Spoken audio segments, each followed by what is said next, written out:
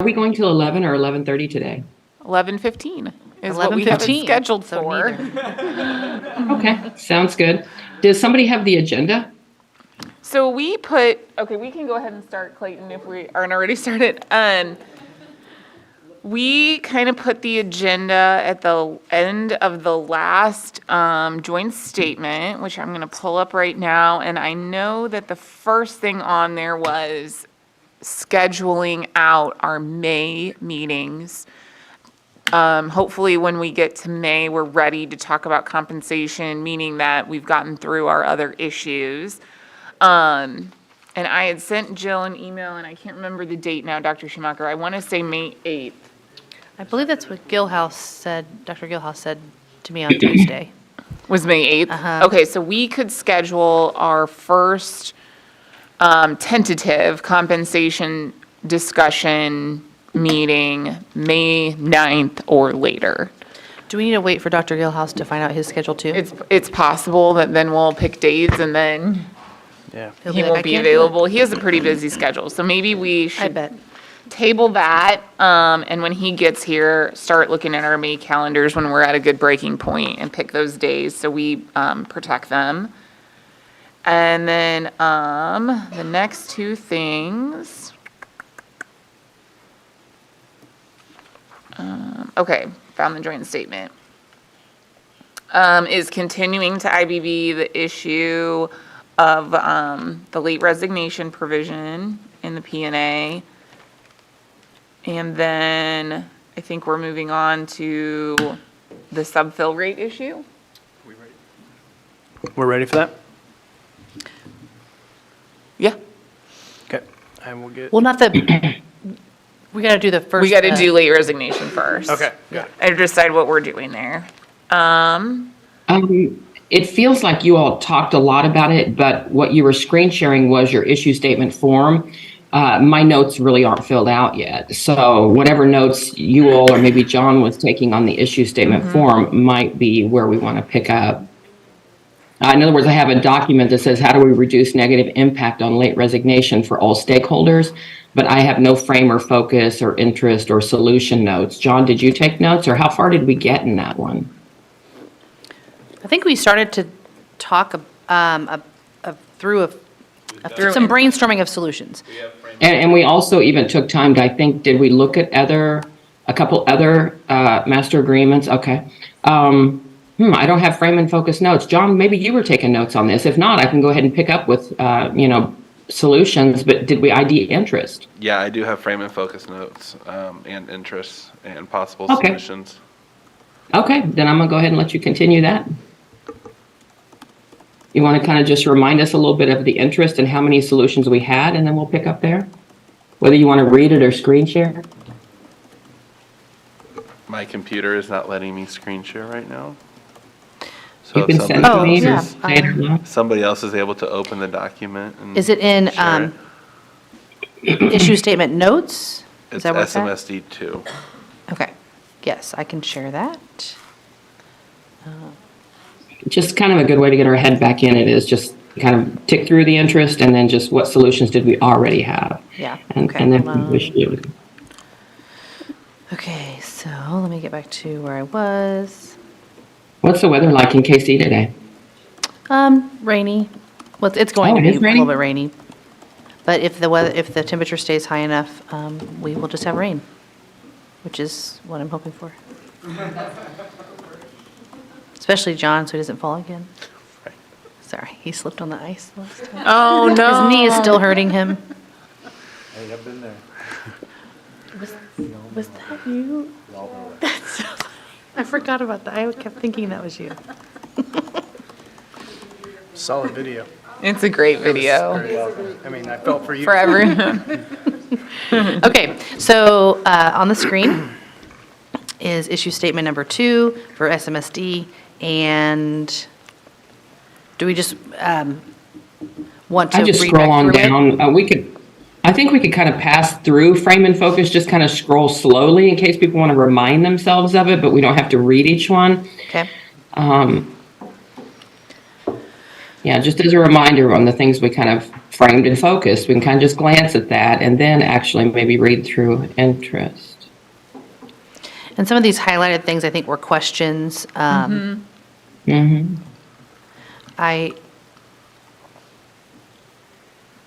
Did we answer all of those? I know I have some information from Turner on that, which is a district in the area. I And think if we have more we looked at information- KCK's contract, right? And Olathe. And we'll note Latha too. Uh-huh. Yeah, last session, I know I was able to find KCK and Olathe's Okay. contracts as well, and we just peeked at those. Do both, Dr. Schumacher, both Olathe and Blue Valley have suitable replacement, right? Blue Valley has only suitable replacement. There's no liquidated damages. It's just straight. Do you know if that particular district decides to apply for action on their license if they, I don't know. You don't know, yeah. I mean, I don't I know would either. guess, yeah. I don't know either, but my experience is that if a teacher or professional employee violates the late resignation provision, that is the action that a school that's district the action they have, yeah. Because that's their only recourse.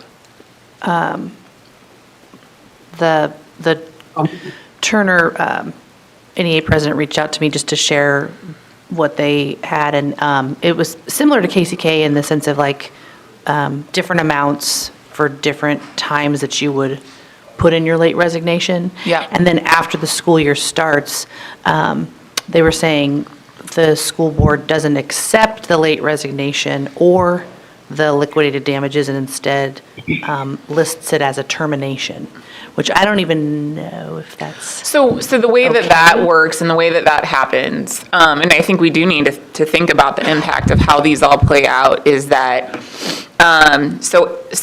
if it sounds like theirs works a lot like KCK, where if you resign within 2 weeks of signing your contract or of the late resignation cutoff date, then it's This 500, and then it's 1,000, and then it's 1,500, and then once the school year starts and you're with your students, then it's suitable replacement, which means you could go to Human Resources and say, I need to resign my position, can you please post it? And try to find a suitable replacement so that I can leave and transition during the school year.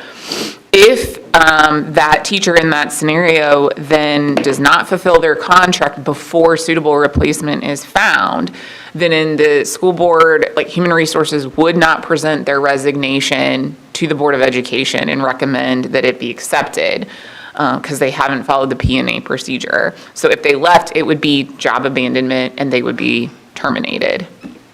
Got it. So, I mean, no one's going to stand there and force you to work your job, but you technically cannot resign. There's no mechanism to do that under your contract with a suitable replacement provision unless and until HR says, yes, we have a person, they start this date, and we will recommend that the board accept your resignation. If they have language with liquidated damages that doesn't have a cutoff date, then they would have to accept the liquidated damages and allow them to resign. Right. So, for example, right now, our contract says 10 days advance notice plus check. So as soon as the teacher has fulfilled those requirements, there is no discretion on the board to accept it anymore.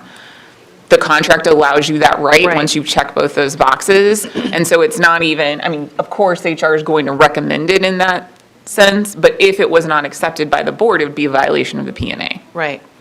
So Okay. there's no discretion in that scenario. Right.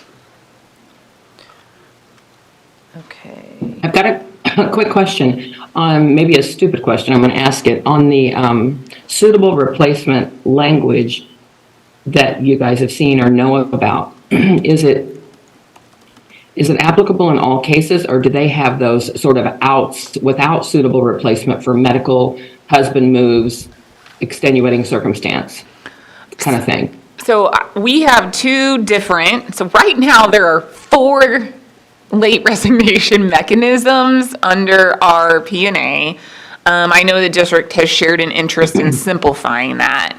I think we're kind of focusing on what I'll call the first 2 right now because they're listed first in the P&A. The other two is an exception for move of a spouse for their position more than X number of miles. If you are promoted to an administrative position, there's something else. And in those cases Health. too, I think there's a health reason in there. If you check that box again, there's no, you can resign, the board doesn't have discretion as long as you've provided adequate.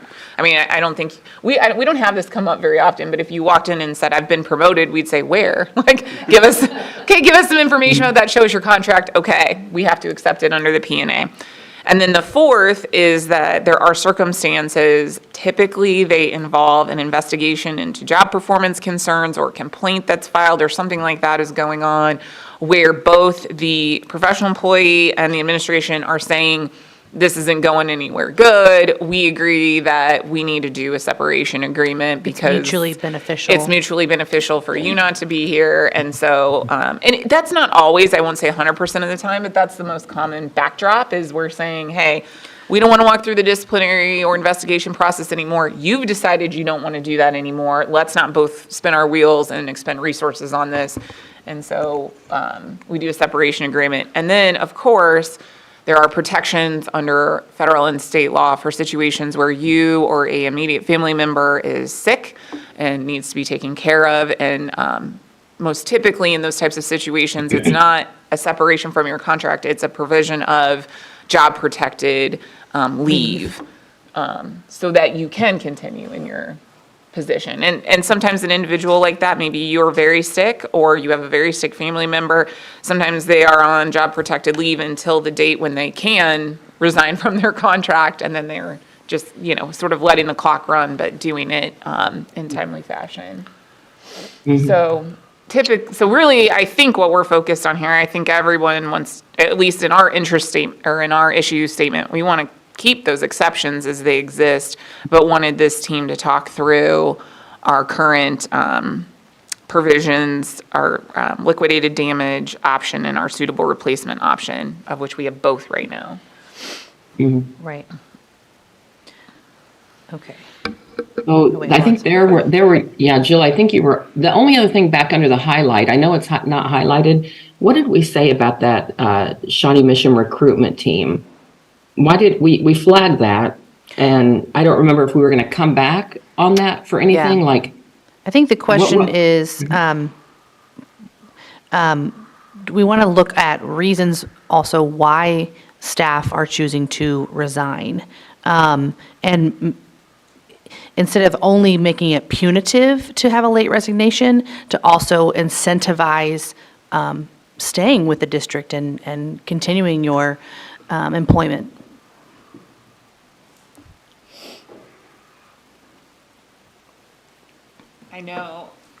I know we do exit interviews optionally, and I don't know if you have a good summary of that, or if you just want to speak. I mean, Yeah. We have don't you have an Excel sheet at least to?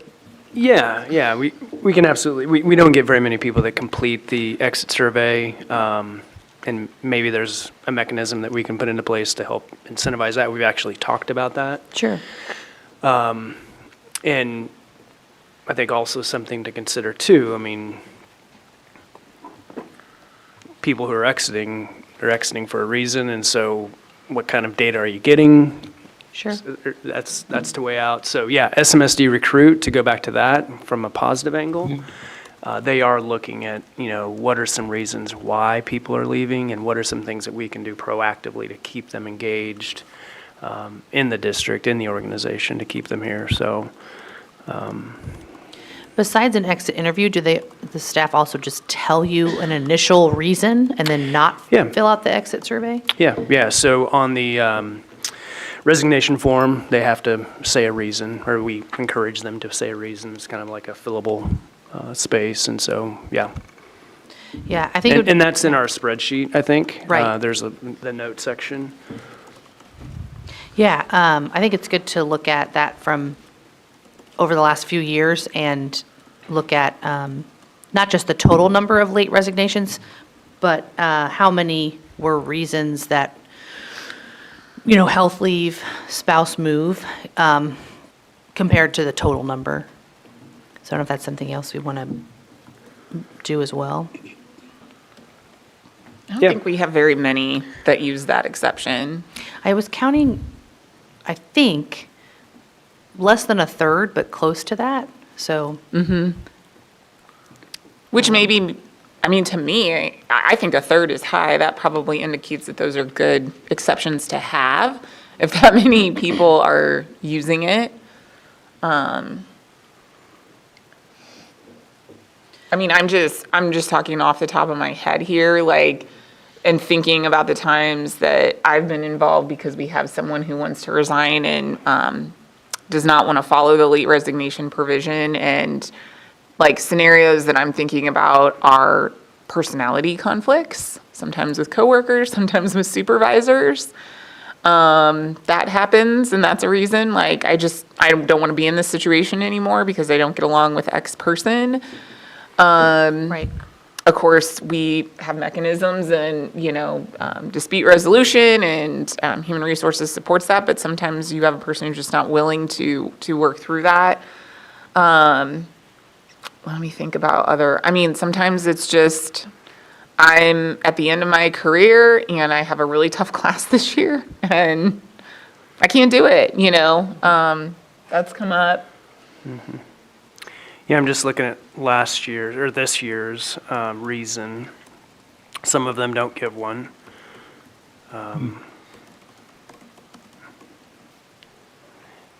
Yeah. I guess I don't know what to say.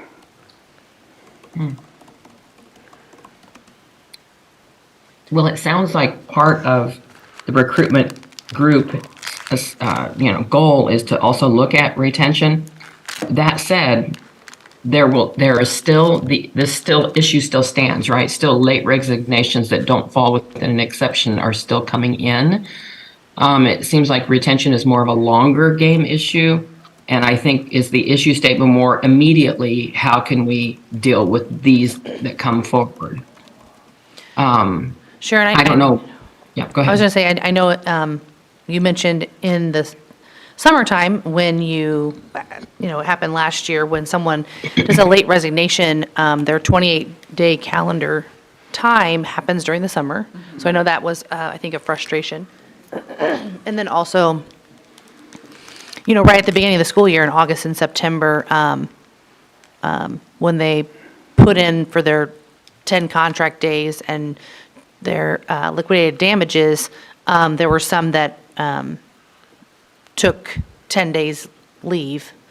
Some that maybe had it in their bank, like because they'd been employees for a while, but I think there was at least one that was a new employee. And so, you're granted 10 at the beginning of the year, and then they wanted to take those 10. So I can understand where that still feels like it did prior to this, where somebody could say, I'm not coming back the next day. So I know that that's been a frustration there.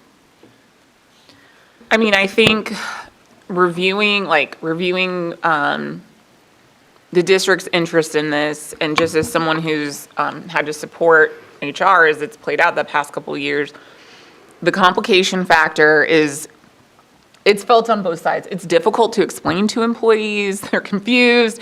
And certainly, we could do communication to help with that, but I'm not aware of any school district that has both. I think we did that because we wanted to try them on for size, right? And see how they worked and talk about them and experience them, and we've done that. So I think we have an interest in sort of, going one route or the other. And then trying to reduce during the school year. Like, once you've started with your class, you've started with your students, that's what we want to reduce unless we've got a suitable replacement to fill that position.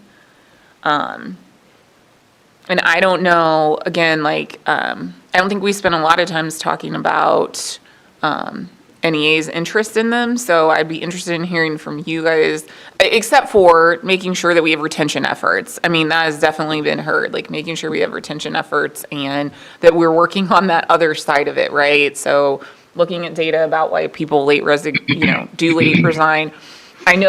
Dr. Schumacher's again, when people resign, it's because they're unhappy. So the data is not going to be I just, started my own business, or I don't want to be here anymore. Yeah, I think that's something that is really important to try to figure out why that is and how we can help change that. I think an interest on the association side is making sure that someone doesn't feel like they are forced into a situation that is unsafe for them. If it's an unsafe working condition because of, this year we had a lot of issues with staffing and paras and things like that, and it's made some of those jobs that are in the centers more difficult because there's less adults there for the needs of the students. And so I wouldn't want to make it so that someone felt they had to come to, or they had to continue working in a place that they felt was unsafe. Another interest, though, is also on the other side of that. Real quick, Jill, hold Sure. on 1 second. I mean, I caught that on my pad, but can you scroll up? Let's see what interest we've already got listed and then add to. And I think Yes. interests start,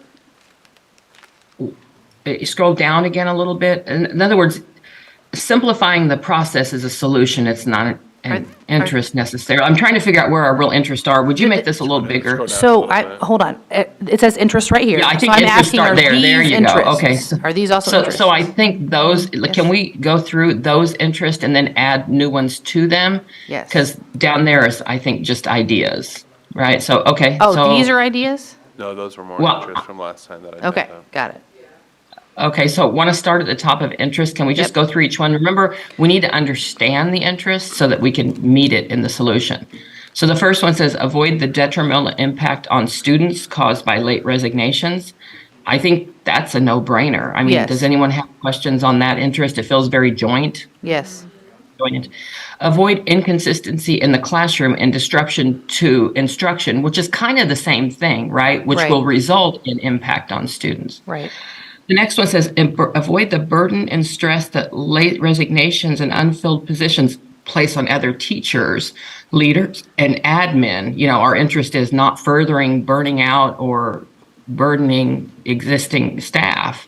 Well, sure, Would I you say mean- that would be a joint interest? Yeah, I mean, I feel like if somebody has a late resignation and then there's other unfilled positions, that puts more of a burden on the staff that are covering. And then what if that leads to them having burnout and them wanting Right. to have a late resignation?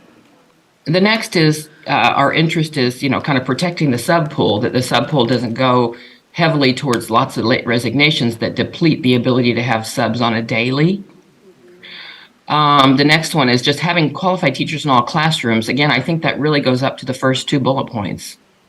Student outcomes. Allow HR to secure a suitable replacement for a professional employee before they're released from their contract. That is a possible solution. Okay. And then, except in the case of, see, now we're getting into some solutions. So if you want to just drop that down, head that solutions, and then we want to continue to go through, see if there are other interests. So, So you think this part, except in the cases of exemptions created by IBB, that's another solution. We may just put the heading of solution there, or you can cut and copy it down. Well, I didn't know if all of these were or not. Yeah, the next one is ensure the professional contract Sorry. reflects the P&A late resignation provision. That'd be another solution, meaning putting in the teacher contract, right? So we still haven't gone through our solutions, but it needs to drop down. The next is simplifying it and providing liquidated or suitable. That's kind of a duplicate of other ideas. You can drop it down. And then I think the rest of them were part of frame and focus, which talks about KCK model, the idea of maybe we can drop those find the working conditions reasons down to an idea, find how many experiences. Those are all part of frame and focus or ideas, meaning explore why people are leaving, right? But we also talked about if there's a group doing that, does this group, IBB, just want to hear from that group at some point? So those either drop to frame and focus or solutions, what you just cut and copied. I don't care He which put it up, place. he put in frame and focus. Okay. And then after Jill's got those sort of sorted, let's then go back to that interest list and add the ones Jill's starting to mention and invite others to add other interest. Who's typing? Is that Jill or is that you, John? Both of us. Oh, okay, I'm sorry if I'm speaking to the wrong person. No, you're right. We're both typing. So far, those are the interests, the ones we just listed. I heard Jill say, and I don't know how you would word it, but, your interest is not having a policy that forces a teacher into an unsafe situation. You want to talk more about us understanding what that would look like, and can we articulate that in a way generally? Talk a little more about that? Sure. A staff member being in a building where they maybe are lacking adequate support staff, and it causes stress and possible, unfortunately, aggressive behavior onto the staff member. If there wasn't liquidated damages, and then, they still wanted to resign, the action could be to suspend their license for a year. So that's kind of what I'm concerned about. Are you saying that after the staff person, the association, and the district take all reasonable efforts to relieve that situation? Because it's like, I would think hope that would happen, neither- yes. So I guess how would you measure? I guess. Yeah, that'd be hard. Well, if you can put it up as an interest, I'm just trying to figure out whether or not it becomes a position, or whether if it becomes part of a solution, Yeah. i.e. an exemption, then we're going to have some work to do on that. Yeah, I can see where you're So that's going what with I'm that. trying, how it's listed as more of a general interest of the health of staff, without it being, I don't know, capture it in Right. some way, and we'll just have to work around it if it becomes a block for us, or if it becomes positional. I think we should So, spend, yeah, I think we should spend go some ahead. time on it, because I know that it is a concern of the association and the district. I mean, we noticed it last year, and it remains an issue. So it's something that we should spend some time on. But, so we have a responsibility to keep all of our staff safe. I mean, I would Absolutely. just say that, right? Yeah. And so the principals, district office, everyone here. I would also just suggest that these resignations are a part of the problem of Right. keeping staff safe, right? It's like Right. this self-fulfilling, no, that's not the right term, but it builds like a- on itself, right? Yes. So allowing people just to exit without giving the district an opportunity to solve the Solve it. root problem adds to the situation, right? Yes, So yeah. if you look at this resignation list, it's glaring, I would just say, that there's a lot of sped positions here, right? Right. Now, I don't disagree, they're very difficult positions, but Sherry and her team, along with HR, spent an incredible amount of time. I think we were fully staffed at the beginning of the year. And this is hurting the situation around keeping staff happy, keeping staff safe, keeping kids served. That all plays into it. So I just don't want us to lose sight of the fact that our policy, I believe, is adding to the root cause of teachers being happy, teachers feeling like they're being supported, because they don't have peers next to them. They're not supported because they're gone. They just left. Right, So. yeah. I also want to just add about the mental health piece, and just people that I've talked to that have resigned have tried to get into the social worker, so I don't know if it'd be possible to add a social worker, because multiple people have mentioned that. And then if they can't, like directing them to resources. I know we have the Are you talking resources- about the behavioral health specialist Yes, in the clinic? yes, I agree, yeah. Yes, if we could add somebody, because I know a lot of people have been like, I tried to get in, and then I did get in for a couple of visits, but then I couldn't. And the people who have been able to get in do appreciate that they can talk with people during contract hours when they're on their break, but then they also sometimes feel that other people around them might walk in and hear their conversation. So I know that that's a concern, is around that mental health piece. And, Go for it. I know too, just kind of to go off what Amber was saying, when I have I've had a couple of staff members come up to me as the building rep and just say, hey, I'm really stressed, like, are there any options? And I always say, well, have you looked into our EAP, Employee Assistance Program? And I typically get we have one of those type of reaction. So I don't know if there's a way to, as a possible solution, to try to encourage use of that EAP more than what is currently taking place, which then could help with some of that mental health. Yeah, Yeah. I don't know if it was last year, wasn't it, one of our notice statements? Yeah, I Yeah. think we did. So we did a blast, and we had some actionable plans to do that, but clearly it's not good enough yet, so. Right, because we get that Wellness Wednesday Right. email, but That's I'm what I was gonna gonna be mention. fully transparent in the fact that typically it comes like with another email that I have to respond to, and Yeah. then I forget about it because I get on to the next thing, and, I mean, it's appreciated, I don't Yep, want to yep, downplay yeah. that But to email is. to both your points, I mean, we have investigated the idea of adding additional behavioral health. It's, of course, at a pretty high cost. So that's being discussed. And as maybe a lot of us know, just to get behavioral health or mental health service in the community is very difficult right now. But it's being discussed, I guess. And then the EAP is there as a service. And we definitely do need to make sure, I mean, when we hear feedback from it, it's always positive. It's always, I'm so glad I had access to that, and I'm got tools and resources now to help me manage whatever the issue was. And I do think getting behind, because again, I will say part of the issue is by the time somebody has gone to HR and said, I'm done, I'm walking out on my contract, it's too late Right. usually. They have got to a point where, they can't be rehabilitated, or the relationship with a coworker or a supervisor cannot be rehabilitated, and they've just made that decision. And if we can back it way up and get them help at the outset. And it's obviously not a problem that's unique to the teaching profession, but we are in a setting where employment contracts govern our terms of employment. And that includes a year-long term, so. Yeah, I was going to say the same thing, that once they do decide, I'm resigning, it's kind of like the end of their rope. So, Yeah. sorry, how do we get Yes. before Yeah, that? and I think we can work together on that. I mean, I'm looking, I know some of these situations because we work pretty deeply in them. There's one at the beginning of the year where we offered all kinds of assistance, Right. nearly begged. Right? We were begging them to stay, and hey, what else can we do? Right. Because we knew it was going to be such a gap, and we just couldn't do it, Couldn't yeah. do it. So, Okay. but I think we can work together on those or continue. I know we did work together on a lot of these, so.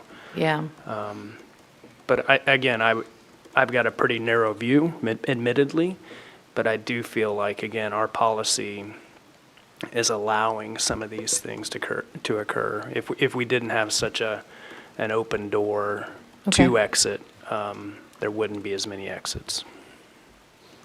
I'm feeling like process-wise, the issue statement in front of us is narrow as to the impact of late resignations, right? Whereas it feels like some folks in the room feel like, well, we kind of need to unpack things before they get to that point if we really want to get to a root.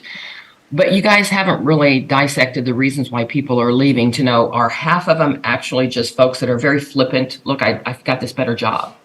Or I didn't know my contract was for a year, that kind of situation they described before where people really naively think they can just kind of bounce around. Or how many of them are about that important issue that you're now heading towards around mental health, work environment stressors, better support, conflict resolution amongst staff when they're leaving over conflict. You don't know today what percentage are that and what percentage are sort of the former that we just mentioned. So can we say that for purposes of this issue statement, you're talking about all of it, but I guess what I'm saying is, are you problem solving for all of it? Or is there a different issue statement? How do we better support teachers with mental health, work environment stressors, et cetera? Is that an issue statement that's just heavily related to this?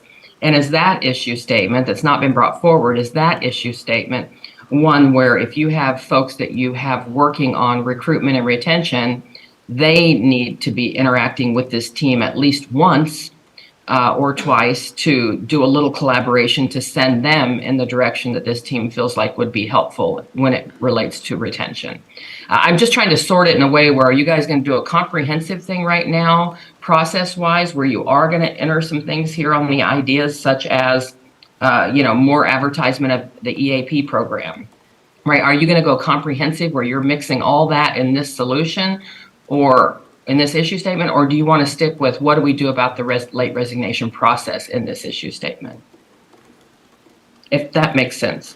That's kind of what how to sort this, right? Or can it be sorted separately?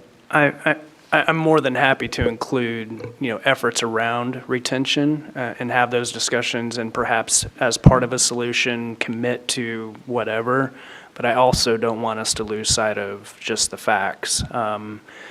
We can see why people are leaving, and some of those perhaps are under our control, or perhaps some of those we would have some impact on. But I would also suggest that, for those 120 kids or however many kids that are being left and those parents, it doesn't matter. And that teacher's gone. So we can have an impact on some, but we need to do something with the policy to prevent this from happening. But it feels as though I'm just going to say it. It feels as though the association is feeling like, surely probably lean in on doing something with the policy, but really want to be sure that not just heard, but what is the actionable step that can be taken around, like I think somebody mentioned, Amber said, more behavioral health support in the clinic. They are, I think that the association folks may be feeling uncomfortable taking what seems to be punitive damages without a solid plan or at least commitment to how do we deal with the other side of it. So what do we want to brainstorm? How do we deal with the other side of it in detail, or just in general say we have to set aside time to deal with the other side of it?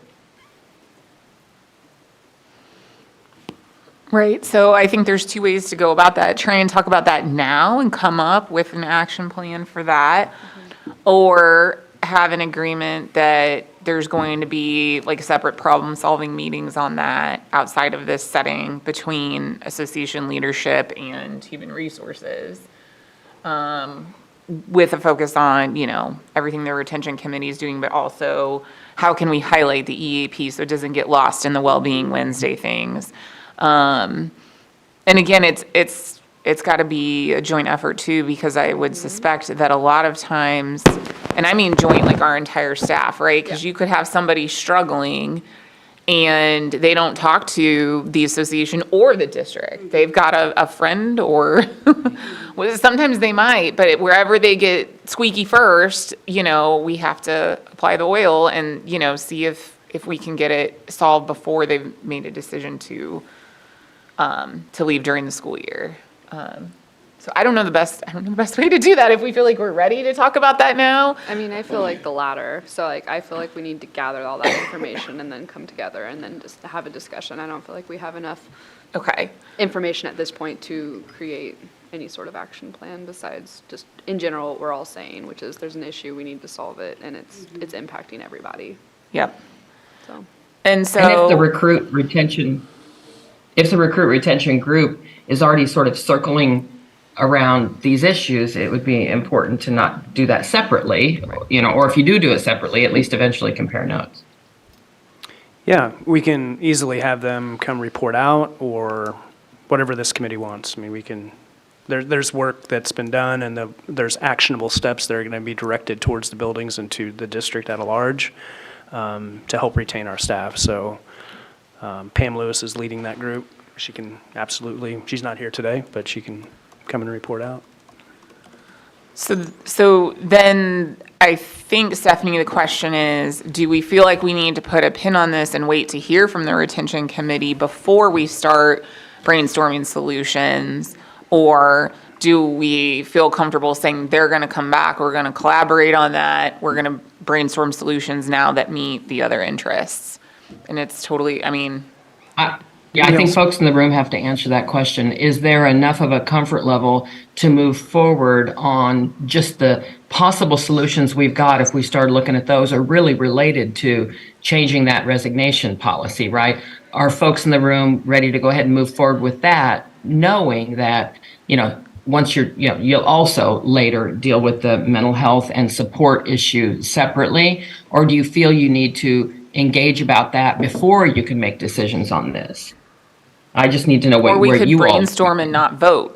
Yeah. Could take a middle You could- ground. oh, yeah, absolutely true. Just, did we talk about a subcommittee? Not that we need it, I'm just We saying. did I thought, last time. Yeah, We discussed. Between the three of us. Right. yeah, which is an option too. Jill, Right. Mike, Rachel, and Well- Casey. Yep. Shall we go ahead and look at if you scroll down to solutions, we have a lot of duplicate that are just worded differently. Let's clean up our solutions and see what's still missing. What are other solutions we have? So if you guys can take a look, the first one has to be captured in the form contract to match the P&A. Oh, we That's just a need to remember piece of that. stuff. We just need to remember Okay. that whatever And so we one put- idea is move to suitable replacement. Another idea is the same, right?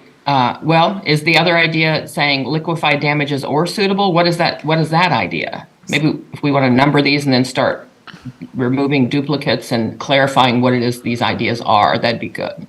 So if we just are going through, as solutions, the top ways that other school districts do this, right?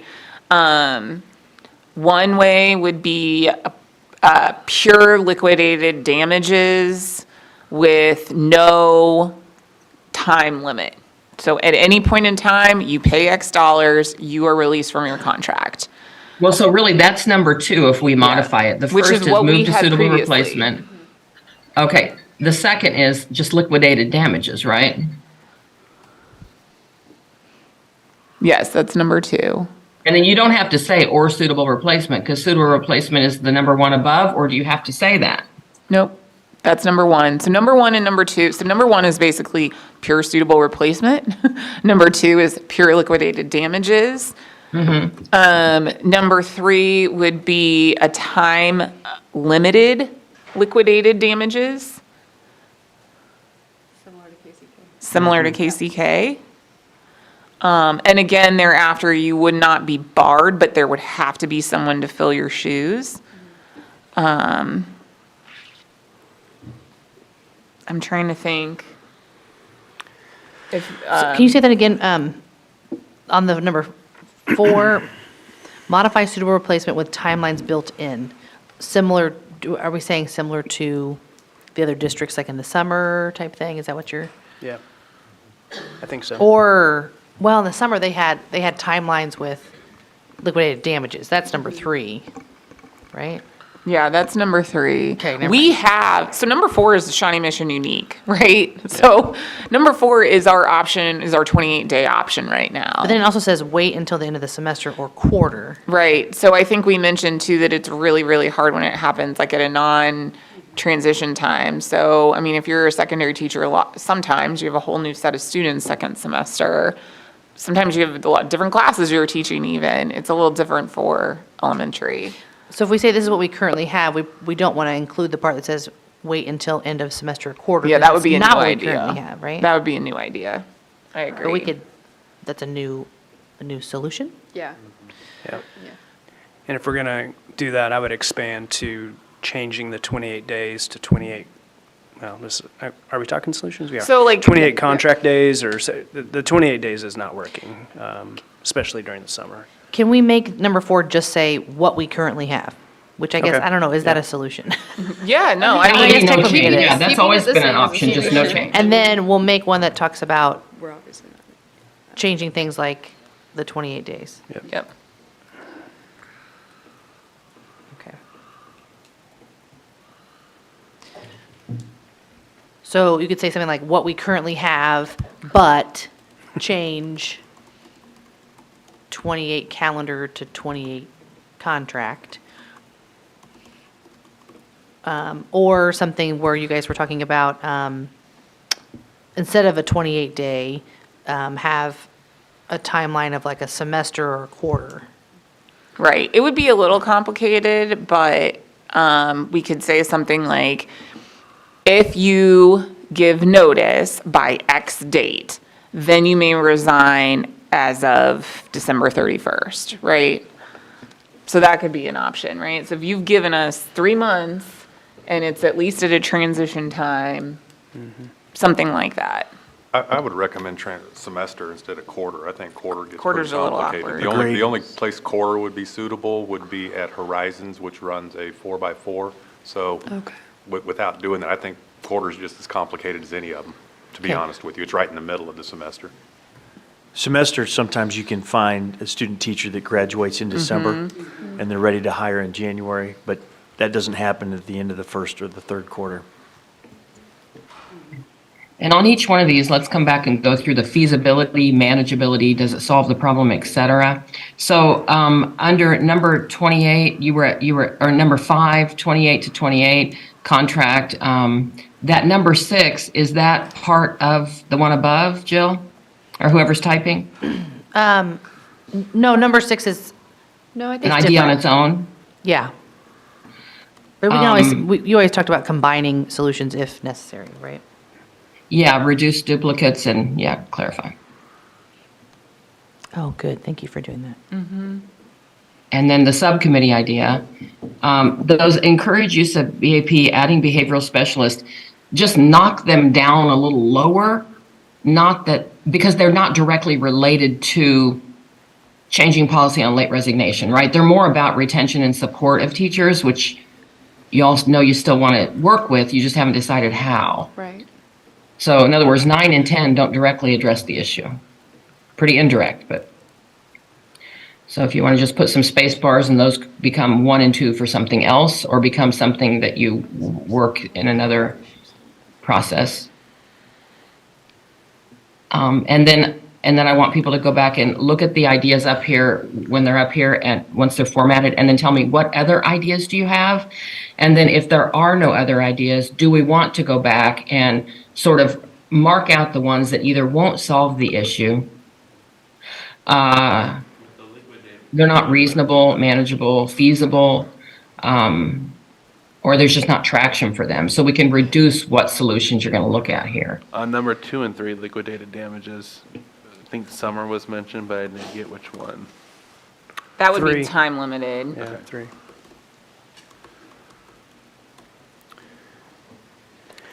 And didn't we have an example, maybe it was Turner, I don't know, but an example where the Board of Education would accept termination? Or termination was the resolution? Oh. I don't know what example So it that's was. if you don't comply. So that's like that's a last resort. But that's essentially that you have broken your contract by abandoning it and failing to comply with the late resignation provision. And in that case, Human Resources does not recommend And- resolution to the board. Instead, they recommend termination on those bases. And so would that be coupled with any one of these ideas? Well, and that would happen if they didn't comply with whatever Right. thing we Right, decided. so it could be that, it could be a number 8 that could be an additional sort of, you could add that concept to any of these. Just capturing it up there. I think it just happens naturally if. Yeah, I think it just happens if the staff member does not comply with what we Whatever it decide to is, have yeah. as in the P&A. From my team's perspective, just to add some context, number one's would be our first choice. I don't know if we can get support. That's a big change from what our current status is. I like the idea of 3. It doesn't solve our summer recruiting issues and being poached from other districts, but it does eliminate, once we're staffed at the beginning of the school year, at least it's more cumbersome to get out. Would you think number 6 would go with number 1 as well? Semester, Or would that be a totally separate? yeah, I think it's separate, guys. I don't know. What if you gave enough days on that? On 1, No, on number On 6. late resignation at. How many days would be suitable for you with that semester break? Depends what the position is, right? Understood. I mean, if it's sped, we're not going to find them, right? Yeah, it kind of comes doesn't matter back to how much time that you give suitable us, replacement, so. because, even if we have somebody that resigns in the end of the year in December, Right. that doesn't mean we're going to find somebody in January. Right. Yeah, I mean, once the school year starts, we're not finding sped. So, it's done. 1,600 positions in the state open for Right. sped right now. Sped's a, So does that mean you get a long-term sub and bed? You get what you get. Get what you get. Sometimes it's not filled. I mean, Yeah. it's a nearly crisis level. So sometimes it's not filled. It's a rotating sub. yeah. It's whatever they can get at that point. And again, that goes back to the burden on really everyone in the system. Yes. When that position is open. And it's just, again, the frustration for human resources is how hard they work over the summer to get those positions filled. I think those people are explained and given a written contract. They understand that they're signing a contract for X number of days. And then when they resign, all of that work that's been done has just been a waste. It's been spinning wheels, and now they have to start the process again, which I was thinking, I also feel like then that does not free up any time for them to be providing the important employee supports that they need to be providing through the year, because they are going to the greatest need, and the greatest need is going to be filling a position before it is supporting a staff member who maybe needs some supports or some direction to mental health resources. Right. So I get the suitable replacement stuff. Like, I totally get it, because it's a trickle down issue. Like, it causes burden on literally everyone that's involved. But when it does come to those sped positions, because those are the ones with more resignations than not allowing someone to get out of that at that point could be detrimental, or you're going to have more just people be like, cool, terminate me, I'm done. So that's not a solution, that's just me thinking out loud, because again, I get it. I'm sympathetic to all of it. No, I mean, that comment is well received. I get it. Yeah. It's like, it's again, sort of the backdrop to positions that have an employment contract. I Yes. mean, I think on the other side, the frustration is, well, when the district decides that there's an employee that we don't want to employ anymore, we have zero freedom under Right. the No, contract to say, here's your 2 weeks notice. I mean, Yeah. they're, given all of the protections and property interest in having a government-issued contract. And so on the other side, there is zero flexibility. Right. Well, can I ask about I'm not encouraging this. This is just a clarifying question. If you've got a teacher that is really at his or her max Yeah.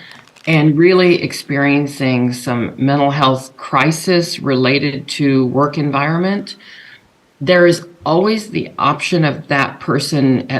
Isn't it better if they at least take some FMLA and some leave at the doctor's Yeah. request versus just leave altogether? Then you're filling them for 6 or 12 weeks versus the whole year. I mean, you wouldn't encourage that, but there is a stopgap. We do encourage that, actually. So, yeah, I mean, I thank you for bringing that up. That's absolutely something that our team does and works with the association on often, is that, hey, there's options outside of just leaving us, and let's talk about any and all of them, and we can even get creative.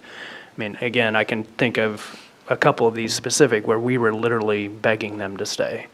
But that, well, what folks are saying is, if there's someone that begging them to say is just completely destructive to their mental health, then maybe that is how much can they take off to work with that and then return, perhaps. But Yeah. but that kind of, I'm glad you captured that. It goes to the second issue that's highly related, but the second issue.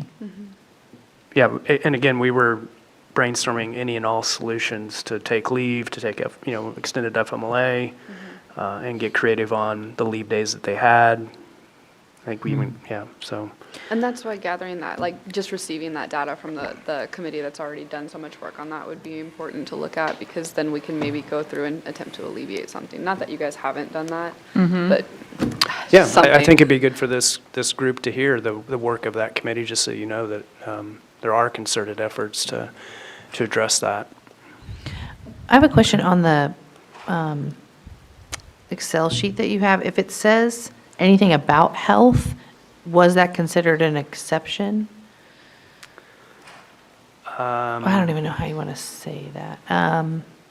Like mental health or the health and well-being, or where? Because, I mean, there's just health? different things, like maybe care for a parent, Yeah, does that or count? daughter's health, or family health reasons. Ask that question again, if you would. So Sorry. I guess I'm trying to think, like, are those the types of things we would want to try to make sure that, I don't know how to say this. I don't know. Like the last one on the list is health and well-being. Yeah, so. I don't know. I would go if that back to what apply the Rachel. exception or not, or. Yeah, it's not currently a provision in our current policy to be released from your contract. We think that there's other mechanisms there. FMLA, if they've been with us for 1 year, they can take extended health leave. So there's job-protected ways for them to take some leave outside of just, The law is geared that you don't lose your job when you're having health FMLA, problems, right. right? So it's Right. weird because it actually points you the different direction. You're supposed to be provided the leave that you need. Under the FMLA, if that expires, the ADA provides some additional protections. And then, of course, sometimes what happens with these employees is we provide them that job protected leave. They continue their health insurance and their benefits, and they get to the spring and they submit their resignation, and they don't come back next And year. then they don't actually have a late resignation because they do it. Because they've done it Within timely. their contract, Yeah. within their Right. negotiated agreement. Yes. I guess I was just wondering about somebody that maybe goes on FMLA and then they're supposed to come back, I don't know, in November, and then they decide, no, I actually want to resign. If we just did a suitable replacement, they wouldn't be able to do that, right? they could, though, declare that they wanted to take extended health leave. Extended health leave Right. through a semester or through a year. Yes. But during that time, are they technically still an employee? They are, yeah. Okay. They're not an active employee, but they're still. But they wouldn't with be us. able to, would they be able to Excess work benefits. somewhere? Else. No, Okay. yeah, and they would still have access to benefits. Well, not if they're on, let me think about that. Is that what you're asking? Yeah, like if you were on like a year-long extended leave. Right. Are you just guaranteed your job back? You're guaranteed your job back. So are you If allowed if to have it's any other available. kind of part-time job during that time by For law? extended leave, I think you would be because just you're not curious. being paid. If you're on if you're on like ADA or something, no, you are still our employee. I think that extended leave protection is like a rehire protection. That It's is, like, yeah. we will rehire you in a same or similar position, but you're not, eligible. I don't think during extended leave like that, we do benefits or pay, but There's no that doesn't benefits or get, pay, yeah. that does not get pulled, trigger does not get pulled. But yeah, it's just like it's a hold. It's like you can hold for you. And I know we've worked with employees who just don't know if they're going to be able to come back next school year. And so they submit their resignation and we'll have conversations with them like, hey, if it looks like you're doing better, call us during the summer because you followed the process, you've done things correctly, and we'll find a position for you if you're able to work next year. But they go ahead and submit their resignation timely for the next school year so that they're not under contract. And then You guys can if they can come back and if they're able, I mean, right now, we're in a position where we are always hiring, pretty much. I mean, we might not be able to get you, position at X school, but Yeah, I can't think of a time in my 8 years in HR where someone was coming off of extended leave that we didn't have a spot for them. Okay. So, we're always hiring. So Dr. Schumacher, help me understand with the exemption piece of it. So if someone wants to resign and the district would accept that for one of the exempted reasons, like their spouse's Promoted, right. relocation, what is an example of a health reason that would qualify, like physically unable to perform duties? I mean, is there a health let me exemption pull up there? the P&A because And I can't what is remember. that?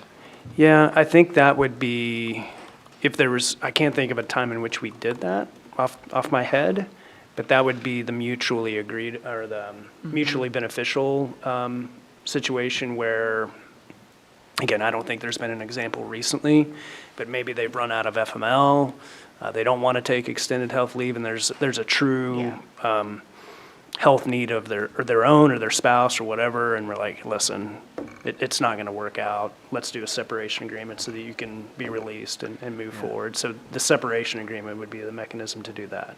Correct. Yes. So we have under an exemption, it's the move of a spouse, a job promotion, and then that mutual benefit. And yes, that is the minority of the times when, again, because we're trying to get people to keep their job and stay at their job. What can we do? So What there's can we not a provide health to you? exemption? No. There's not. It's just a mutual Yeah. Yep. agreement Yeah. exemption. And then the Gotcha. health mechanisms, I keep using that word, would be FML, that would be the Sure. extended leave. Gotcha. Yep. Which there are protections under the P&A. Am I remembering this correctly, that under the P&A, you're eligible for FML? immediately? There's some provision in Yeah, it's, what is it? Is it a year? Oh, you mean how many, I believe it's 1 year. It's 1 year. You have to be Yes, with of us 1 year. employment. 1 year. So many numbers But in you my can, world, there's. Yeah. even if you're within your first year of employment, you could take extended leave, right? Like that was not FML? I think Based on the there's- agreement? I think it's 1 year I for think you most gotta of be those. 1 year. Got Yeah, it, for any Some of of them them, it's for any 3, of some them. of it's 1, but Okay. I think the minimum's 1. For us, it's a minimum of 1. Yeah. You have Right. to have at least worked in the district for at least a year. And I think one of them, like, what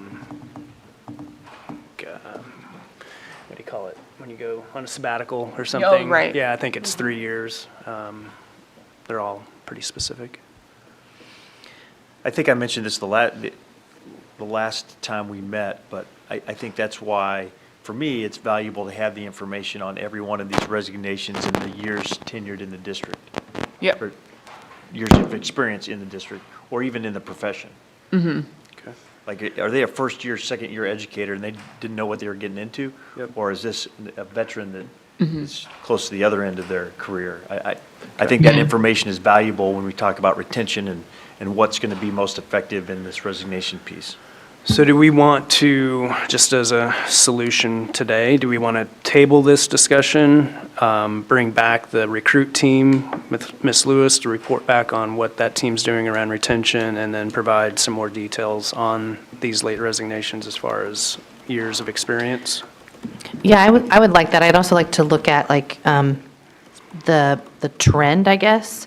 How many in the previous years were late resignations, how many so far this year, and not that you're going to make a prediction of how many more you're going to have, but we're in March, so I don't know if you tend to get We could do it. that many more, but just to compare how much of a difference there is between, 18, 19 year, 19, 20, 2021. Clarify for me, Jill. So we have 18, 19 through this year. Right. And what do you need? I'd like to look at, The resignation. I mean, I know we have the from March numbers, to so I May. want to like specifically look at, okay, in 18, 19, was it What timeline? 31? Or Oh, sorry. 17, 18? In 17, 18, there were 31, Right. right? And then in 18, 19, 24, 19, 20, 23. So those were less, right? Right. And then obviously the year that we were mostly remote and it was It's 50. COVID, there was a huge number. Yep. And then last year, if you look at 21, 22, it looks like 32, because you take off that first one. Right. And then so far this year, there've been 32. Right. So, yeah, Are you I just wanted to asking kind about, of, like, I a wanted to look trend? to see, I mean, that's if you compare it to the, like, 18, 19, which was 24, that's Significant. 8 increase, which 8 out of 24 is a third, so it's a third, I was trying to wrap my head around how many more we have had, and, What's the clarification on the date that begins, that we consider it a resignation or when they've left? Is that June 1st, July 1. the first day after the school year Well, ends? actually, it'd be after the statutory date of by the state. So we start gathering these numbers in June approximately? Yes. Okay. Yep. so yeah, I guess we already have those numbers. I just wanted to make sure we were all kind of aware of Looking at those. the difference. I don't know if 17, 18 was just a different type of year, because it's similar to what we had last year, Yeah. that's a good 31 to question. 32. I don't think we're going to have specifics on that. If you're needing that, I mean, we can try, but. No, Yeah. I mean, I know that's 5 years ago, so Sure. 6 years ago. So, Mike, you were saying, does it make sense we have the options in terms of brainstorm ideas around late resignation, but you're saying, does it make sense to kind of get the fuller picture from the retention recruitment committee, give them the feedback that this group's thinking about in relation to, the support for teachers, then revisit it as a whole to see if you can get consensus on a plan? Yeah, I think that was my suggestion, yes. And when is our next date? Could we have someone from that group at our next date and put this on the agenda to pick back up and finalize then? Or, do we want to just wait and see when they can come and pick it back up? Our What are your next date thoughts is on March that? 23rd. Yes, March 23rd in the afternoon. Yep. I'm certain we can have someone from that team. And then we can have the additional data about the years of service for at least the last 2 years. Okay. So who was, whether it was John or Jill, if you just want to sort of note here at the bottom that we're just going to hold, hear from committee on 323, and then try to finalize this after a committee conversation. And then we'll just make a note that this is a, first on the agenda for 323, if possible.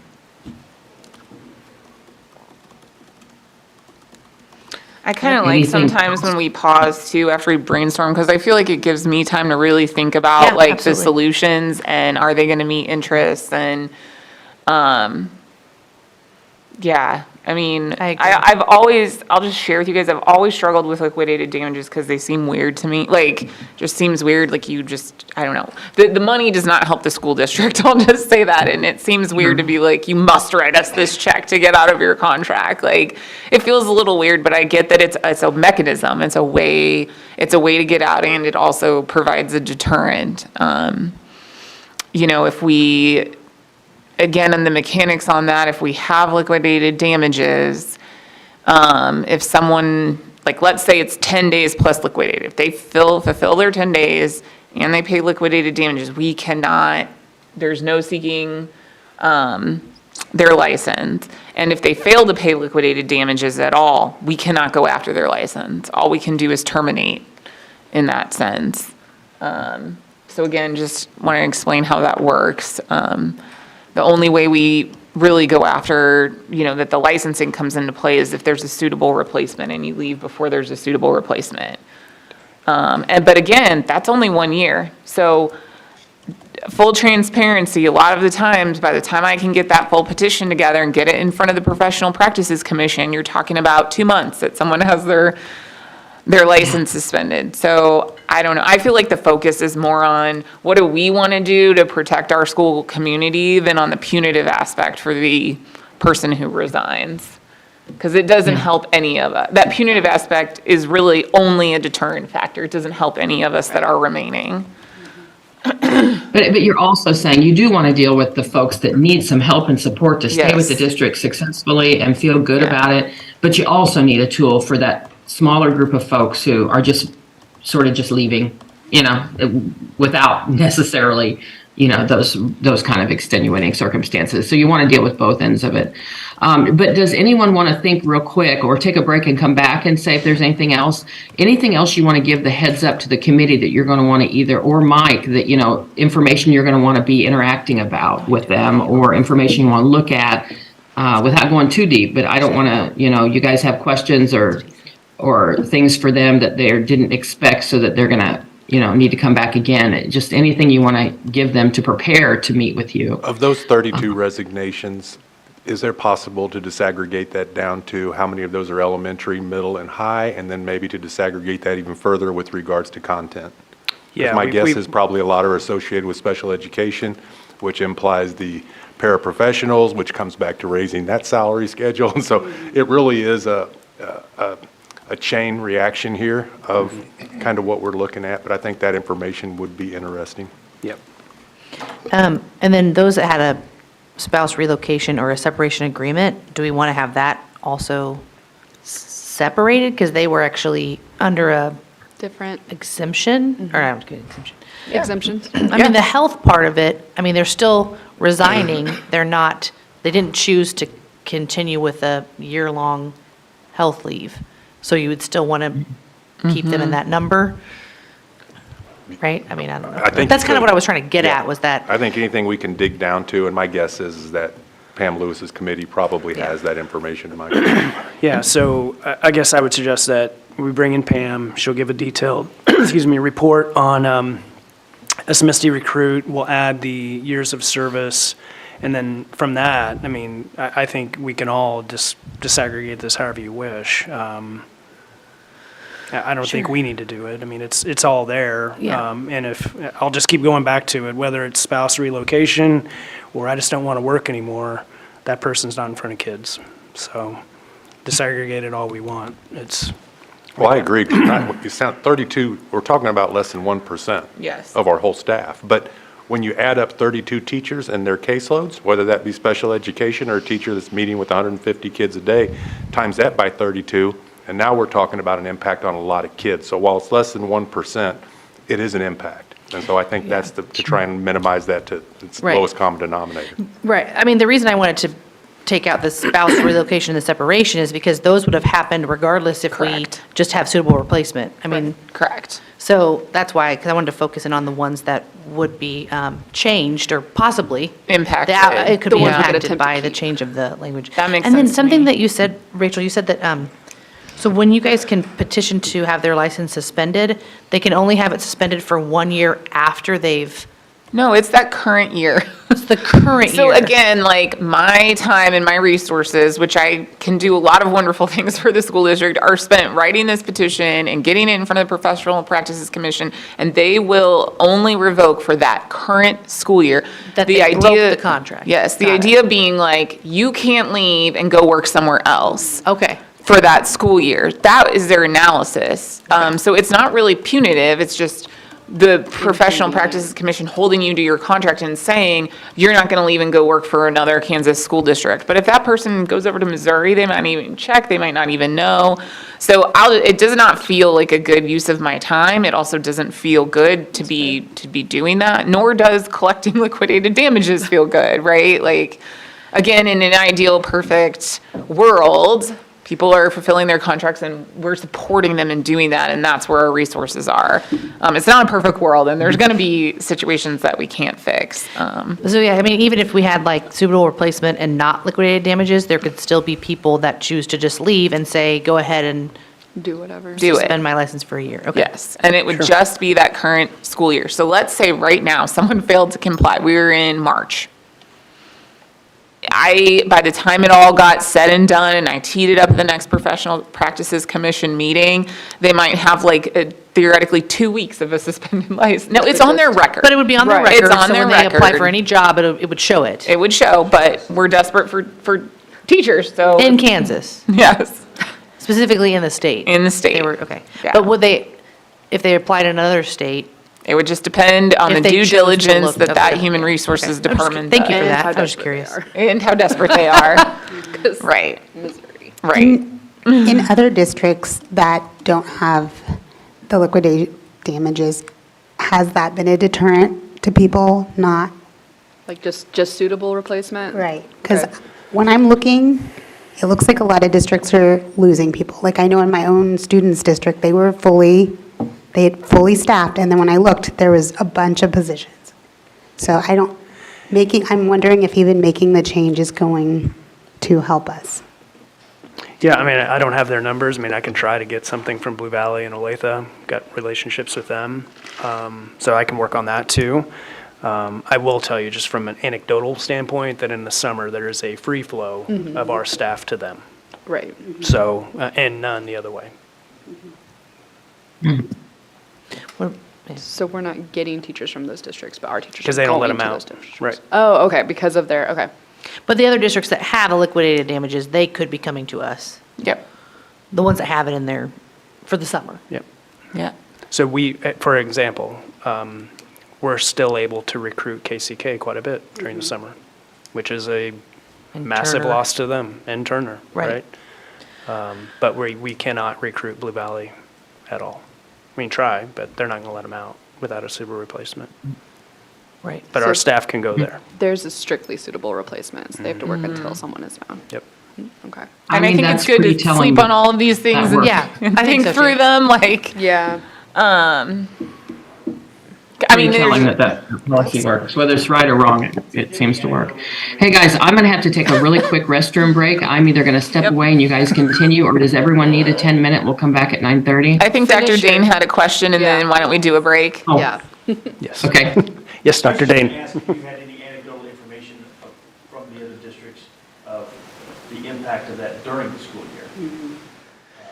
Whether or not that has positively impacted their reservation numbers. We have those discussions about our need and our desire to get to a suitable replacement, and the conversations are, I think this is fair to say publicly, yeah, you need to get to that point, because we're not dealing with the issues you are. Thank you. Yep. Okay, bathroom break. Okay. Whoever typed this, you're saving it to open next time because I don't have a 5-step Word doc on this issue and I won't start one. And then when we come back, what are we picking up? Low subfill rate. Okay, gotcha. I'll see you guys in 10 minutes.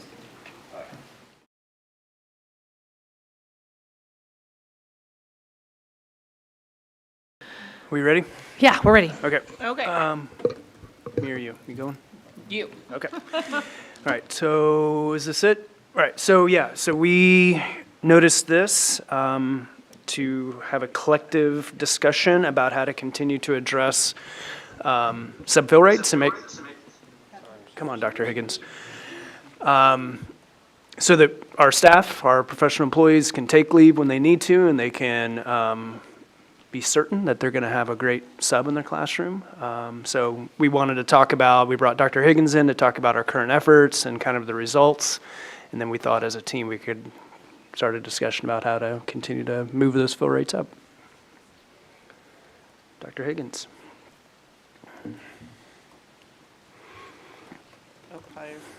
There it is. Perfect.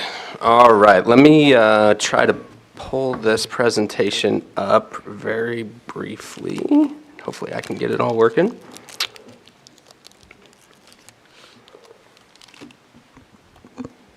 Oh, do you want me to stop sharing? Could you? Yeah, absolutely. Would that be okay? Sorry, this Zoom stuff is slightly different than WebEx. Okay. Well, again, thank you guys for allowing me to be here for a brief time to share some information about our partnership, the partnership that we have as a district with Kelly Education. So just some background information on the partnership that we have with Kelly Education. This partnership began in 2017.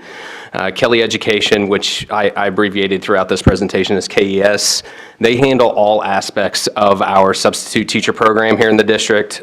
So they do all of the recruiting, the hiring, the onboarding, fulfillment, engagement, payment, incentives, anything that comes to subs, they are the ones who handle all of that.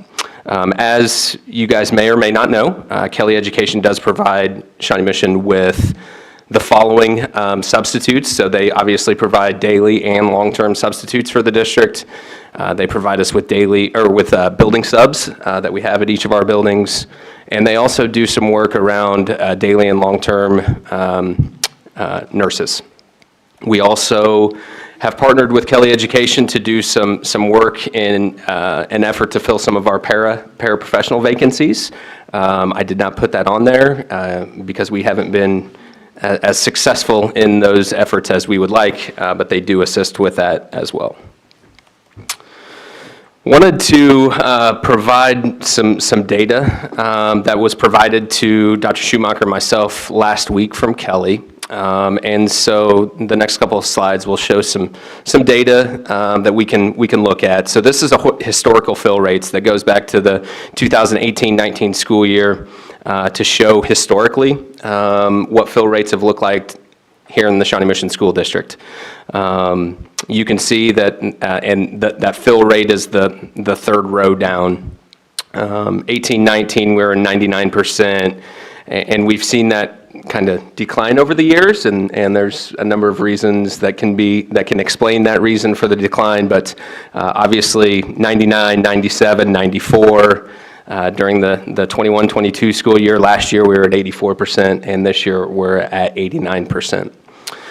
The first row on this, I think, is an important piece to look at as well. That's the number of substitute teachers that we have working in the working through Kelly Education for Shawnee Mission, and it's interesting to look at that number as well, right? That's our sub pool that fills or is available to fill our vacancies, and so the higher that number is, obviously, the better. You can see where that number took a dip. The 2021 school year, and again last year, as we were working through the pandemic and coming out of the pandemic, and some of those substitutes were a little hesitant to work, we think. The second row on the table is the total number of sub-jobs that have been filled during those school years. So we are currently, as of last week, Kelly has filled 20,334 sub-jobs. We are averaging about 2,900 filled sub-jobs a month. So extrapolating that out over the next 3 months, we're going to be approaching, if the numbers stay consistent with that, 29,000 filled sub-jobs for the school year, which is the highest that we've seen since partnering with Kelly. Hello. Yeah, so just want us to point that out, reemphasize that. So look at our fill rate in 18-19, 99%, awesome, but compare that, the total filled compared to what we're filling now. So 26,000 2 years ago, 27,000 last year, and trending to 29,000 this year. Can I ask a question? When it's for total filled, that counts a job that's filled. Is that a half-day job? That counts as a job filled? A full-day job is a job filled? What about you're there for 3 weeks? Is that one job? Every day. Okay. Yeah. So then is a half-day counted as a half job? I would assume that counts as that job was filled. So it, okay. if a job is available and it's filled, regardless of the length, I would need clarification from Kelly, but I assume that that's I'm just how it's curious. counted. Yeah. Per day? Okay, thanks. We do know that the spring is a heavy sub time in the district with all the activities that are going on. So while we're kind of projecting 29,000, I wouldn't be surprised if it's even higher than that, which is, it's a large number, right? It's a big number. And you look at the active number of substitutes, we're down 100 from our high. So more sub jobs, less subs. The fill rate is what it is. Kelly, over the summer, as we had conversations with them, they were very hopeful, and they had a positive outlook on the fill rate being over 90%. We're right there, and hopefully over the next couple months can creep up a little bit higher as well. The bottom part of the chart on here is the paraprofessionals, MPP, that is the paraprofessional program. So we included that on there, even though we haven't had any success filling those positions to date. This next slide is a monthly fill rate comparison for this school year and last school year. Just interesting to kind of see how those fill rates fluctuate slightly and how they trend, I guess. Looking at this year, you can see that December, January, February, we've actually seen an uptick in our fill rate, and we'll talk about some reasons why that we think that is here in just a moment. So again, just some data. I will share with you that our friends at Kelly do a great job of really looking at data when it comes to the number of jobs, the number of filled jobs, the number of unfilled jobs, what are the trends, what are things looking like, what can we do, and then using that to have conversations with us about what we can do differently. So this is, again, more data that's provided by them, and one thing I wanted to point out, so this is a week-by-week analysis from this school year, and I really like the top graph because you can see it kind of graphically, the green compared to the red, right? So green is the number of filled jobs, red is unfilled. So the smaller the red, the better, right? So you can see as we've gone week by week by week, we reach a point somewhere in there where our red starts to, we see it getting smaller and decreasing. So what exactly happened there? So I would say October, November, as we were looking at this data with Kelly, we were like, listen, we're still struggling with our fill rates. What can we do? Is there anything that we want to do, partner together to try to impact these fill rates? So early December board meeting, the board did approve a couple of incentives that began in January that we think, and the data actually shows, has had a positive impact on our fill rates. And I think on the previous slide, when you saw January and February, those fill rates go up. This graph shows the same thing with those reds getting smaller. I would say that those incentives that we've put into place with the support of our board have definitely helped. So what are those incentives that we kicked off? So in January, we started paying an additional $20 on Fridays. For anyone who subbed on a Friday, they got an additional $20 for our daily subs.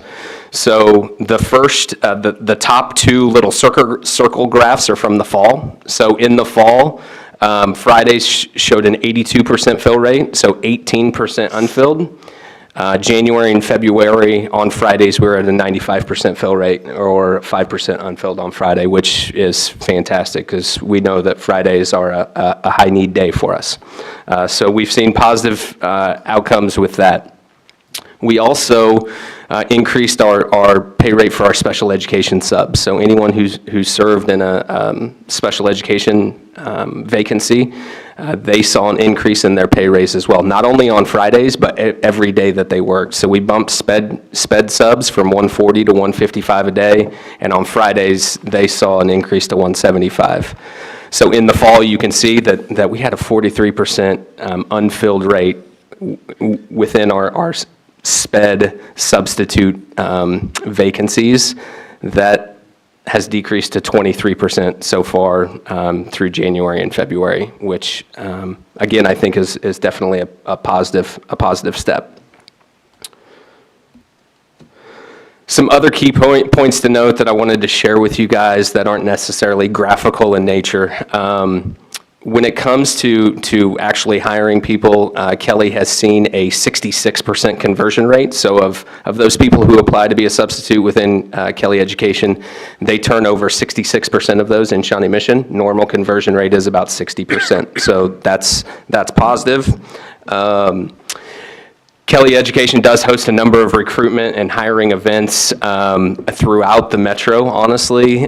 We have partnered with them to have some discussions about what we could do specific to Shawnee Mission to help with that recruitment. If we could host some of those here at the CAA to really promote working here in Shawnee Mission rather than some of our patrons visiting a facility not necessarily attached to the district, maybe that might be more enticing for them. Kelly does continue to run a number of incentives throughout the school year. They have bonuses for working so many days. They do, if they know there's going to be a high need day, they'll run incentives. So, the Monday after the Super Bowl, the Monday after the AFC Championship, we know that, we're going to have some people calling in. They run incentives for the sub pool to try to incentivize people working.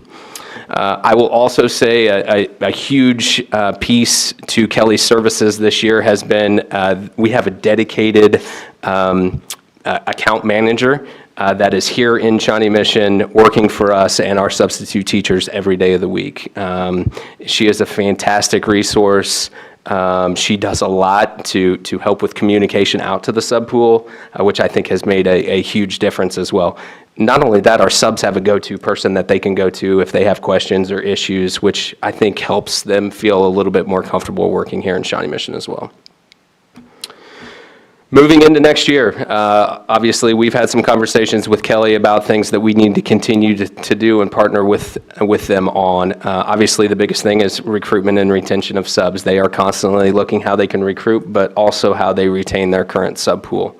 One of those, one of the ways that they do that is through their communication efforts. I will say Sari, who is our account manager with Kelly, has really stepped up the communication game when it comes to communicating with subs. She is constantly sending mass texts and emails to them to try to energize the sub pool to work, and it's much appreciated.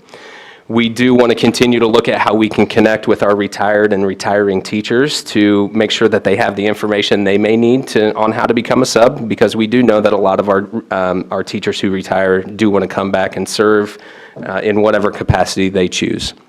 We also want to make sure we have continued connections with our student teachers who maybe are student teaching in the fall and don't want to, maybe want to sub through the spring semester before they take a teaching position. Or even, we've had a lot of people, they end their student teaching in April and then they step into a long-term role for the rest of the school year, or they finish in early December and are daily subbing with us through the end of December. So we want to continue to use those student teachers that we have in the district. They know us, they know our procedures.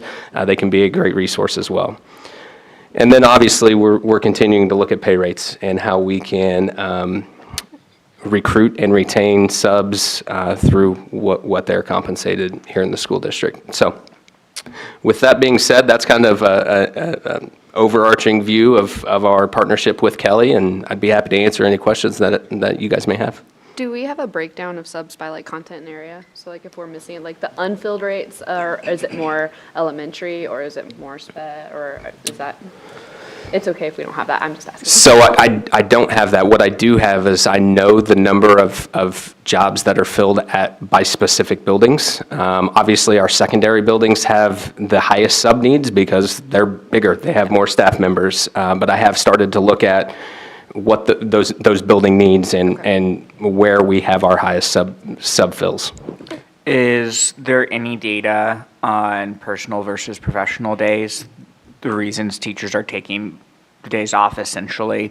Is it going to a PD? And I know this year is unique because a lot of elementary teachers are going through letters training. Right. Is that impacting sub-fill rate? Are the cadres, and I say that as a cadre member, are having a cadre meeting, are those impacting some of our sub-fill rates as well? Yeah, absolutely. And I would say the district tries to be cognizant of those professional days because we move those to the middle, that we do our best to put them in the middle of the week. Right. We think about that, we process that each school year numerous times throughout it. We want to maybe get some more concrete data. We've been talking about that very question. Russell Knapp is able to track some of those pieces for us, and anecdotally, again, I would say that it looks like, especially our younger staff, or lack of a better term, burning through their days at a quicker rate than we would recommend. It was suggested that it was a generational issue, which I found ageist as the youngest member of the executive team. Yeah, for sure. So I wonder if we want to pull that data so we can see that, because we notice this interest of making sure that we can provide, subs every day and have a higher fill rate, but there's also an interest, I would say secondarily, that all of our professional staff are building up a balance. So in case there is some need down the road to take FMLA or have a child or whatever the case may be. And it looks like, at least anecdotally, that a large portion of our staff are not allowing for those future concerns. Right. Is that a nice way to say that? Yeah, I think so. Okay. That was a nice way to put it. I wasn't even looking at you. I did have one more just kind of curiosity, not related to the personal versus professional, but in terms of I'm assuming you're under a contract with Kelly? Is We it a are. contract? Okay.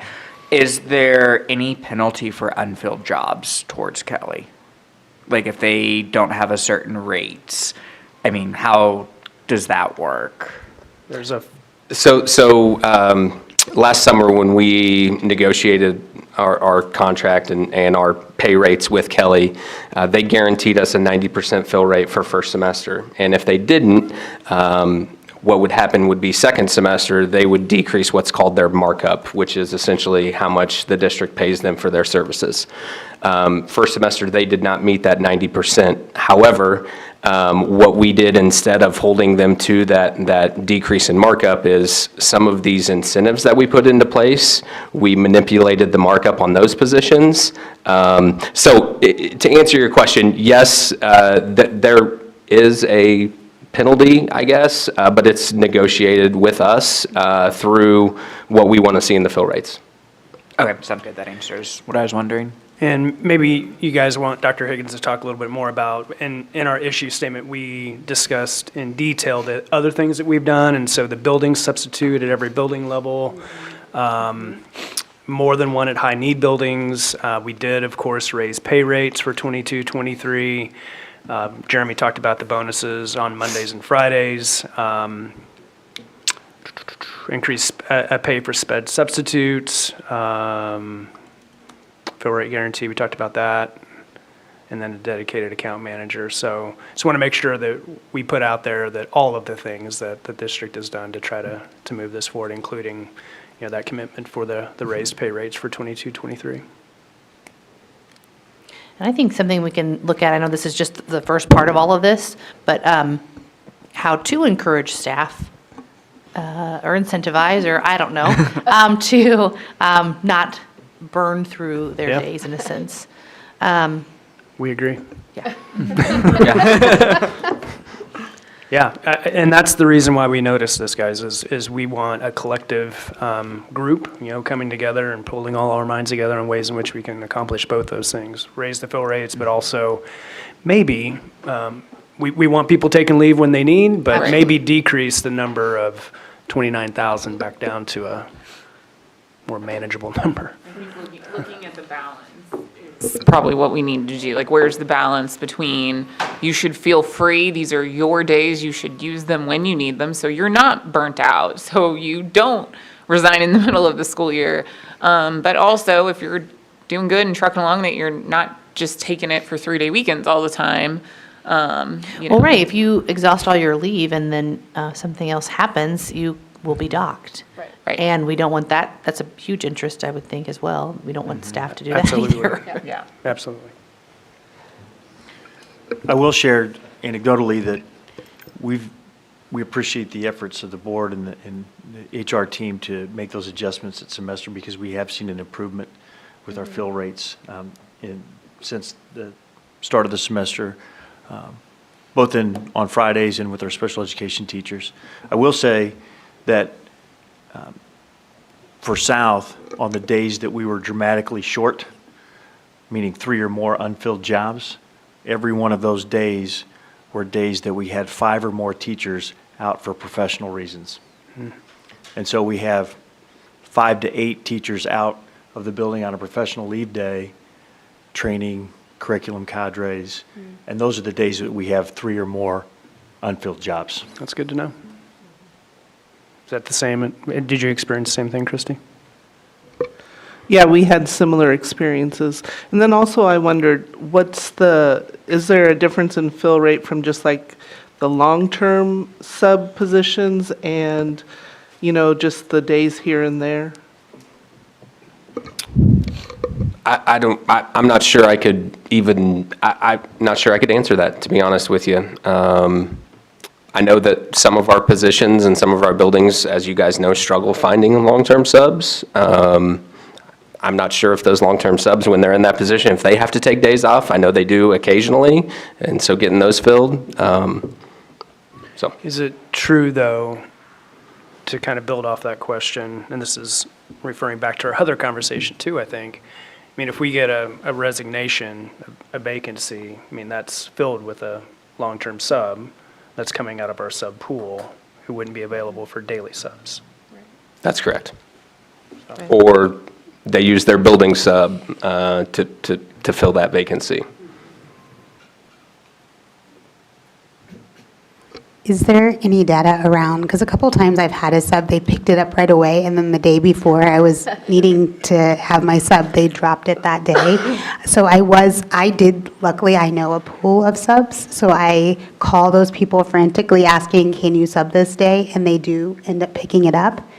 Is there a reason why they pick it up right away and then the day before would drop it? That's happened to me a couple times. That's a really good question. So one of the things in our partnership discussions with Kelly that we hear a lot is lead time, right? The more lead time they have to fill an opening, the better. Teacher knows that they're going to be gone in May. They put it in now. There's a really high likelihood of getting that filled, as opposed to the morning of, the night before, right? But one thing we've never talked about is exactly that from the sub side of, well, how often is this occurring where they're dropping sub jobs, and does Kelly have limitations on when they are allowed to do that, not? So I'll make sure and take that back to the team as well for that discussion. Has it been taken into account that even though we have building subs, and those people work every day, so if you take a building sub that works every day times 43 buildings, how that would manifest into that final number up there, which would far exceed 29,000. So the problem trending up over the last 5 years, we're probably closer to 40,000. If you took all of those subs, that it's really not accountable from Kelly. See what I'm saying? I think that the building subs actually are accounted in those numbers. Okay, good. So- That's good to know, because Yeah. it would have been a lot higher if they weren't. So Which is that's- part of the reason why there's an uptick, is because we have the building subs now as well, but it also impacts our fill rates, and that those rates are going up because they're every day they're Okay. there to serve. That's good to know that it pulls from that, or else it would have been a much bigger problem. Right. And nearly every day across the district, they're accounting for an absence. Correct. I mean, it's very rarely that they don't have a job to fill. I mean, can you think of any, or? That's true. Yeah. Like, Todd, I assume there's a job to fill every day for that building sub. Correct. Right. On days that the building sub doesn't have anything in that building, are they ever pulled to other buildings too? Occasionally, yes, if there is an extremely high need. So secondary level, I would say that probably never happens. Our elementary schools do occasionally. There won't be there's no unfilled sub job in that building. There's a building sub there, so what do we do with them? They are occasionally pulled if we have a need somewhere else. Otherwise, they are there to serve the building in other capacities. So they will help with supervision in the lunchroom. They may be doing, there may be special education meetings that teachers need to get pulled out for. They're covering those classrooms. So they're being utilized in other ways as well. and also, like, at my building, I'm 2 paras short, so they help in that capacity as well. Yeah, I know the building sub at my building helps out in other capacities as well, that being like lunchroom duty, even things like that. I know my principal likes to hold back that building sub as an emergency situation to where if we have an unfilled job, then she's covering that job. I'm guessing this is going to be a duh question, but I assume everyone loves the building subs. Yes. Are Yes. they our employees, Dr. Schumacher? Those are Kelly employees. We still have 5 Shawnee Mission building subs at each of the high schools, but then the other ones are Kelly. So we only employ 5 as full-time employees on our salary schedule for teachers? It's the base pay for a teacher. It's the base pay, which Right. makes sense Right. because they're not doing the amount of work that someone who's responsible for a classroom is doing. Okay, so it's Are- base pay. We completely staffed with building subs at every building. I don't know if you know. I believe that we are. That's a huge priority for our principals because they do know the importance of them. So. Oh, yeah. I'm fairly certain that we are, yes. Okay. I was just thinking about how you guys were talking about professional days and how it is really important to have that professional development. And then I started thinking about, ways that we can have more professional development days throughout the year, like an actual additional day, so you wouldn't have to be out of your classroom. So it's another It'll thing play to- into that committee. They all play into Plays that in that committee committee, that, Yeah. anyway. It does. Is there, I assume scheduling for that is really complicated. Is We there- met on Tuesday and we're meeting again next Wednesday, Okay. so Like just the FYI. letters training. That too, though. Oh, okay. Yes, Right. I'm positive scheduling for that subcommittee, but I assume when you've got a person here doing the training, is there like, let's try and get one person from each school on this day and then the next day another, like, Oh, the letters training? yeah, does scheduling consider how many teachers are pulled from a single building on a day? Or is it just like, that resource is here, you gotta come if you're up for that training? I'm not sure. But a good I question. just kind of, I don't know, maybe Dr. Gilhouse is better to answer this, but just from my observations on how letters schedules was trained, there's 3 days this week that the first year of letters training is happening. Okay. And each day, we have people from my building going to that training, different grade levels. So my team, every person on my team is going to that training. We all go on different days to try to ease some of that burden. Good. I do think it's important to note too that the letters training is a 2-year training. And so, and it's really important training too. That hopefully it'll alleviate a little bit or decrease a little bit, I guess I should say, in 2 years after that letters training is complete with this round of teachers. Then the next training will There's gonna happen. be- Well, yeah, and that's the new, yeah. There'll be continued needs, for sure. And one of the things that Sari, our account manager, she has those professional days early on, so she knows what they look like for the year. Because again, she can energize the subs early on and get them locked in. The more lead time they have, the better those rates are. So if we know about professional days well in advance, she gets them locked in. And I know, I mean, just Sari. Oh, okay. personally, I sit there and when I hear about a day, I'm like, okay, I'm gonna go ahead and log on right now and put it out there. Like, and I know the majority of teachers do that same thing is we're putting it in, we're texting people that we typically use as a sub to try to help get that filled as well, because we want that filled. We know it's a burden on our teammates. We know it's a burden on the building and the district as a whole. Yeah, And of course the I think kids. those professional absences are always filled, but that takes a big hit on the sub pool, and then we have other absences that aren't filled. And another thought that I had that seems to be an impact from our perspective is, and I just did a little bit of research to realize that a baby bump is a real thing with the pandemic. And there are 46,000, increase of 46,000 births across the country. And we have a lot of new babies at Shawnee Mission South. And so we have a lot of teachers that are out on FMLA. And I don't know if that's a trend across the district, but it's the first time that we've really had that many in 1 year. Interesting. I also wonder if our teaching pool is younger.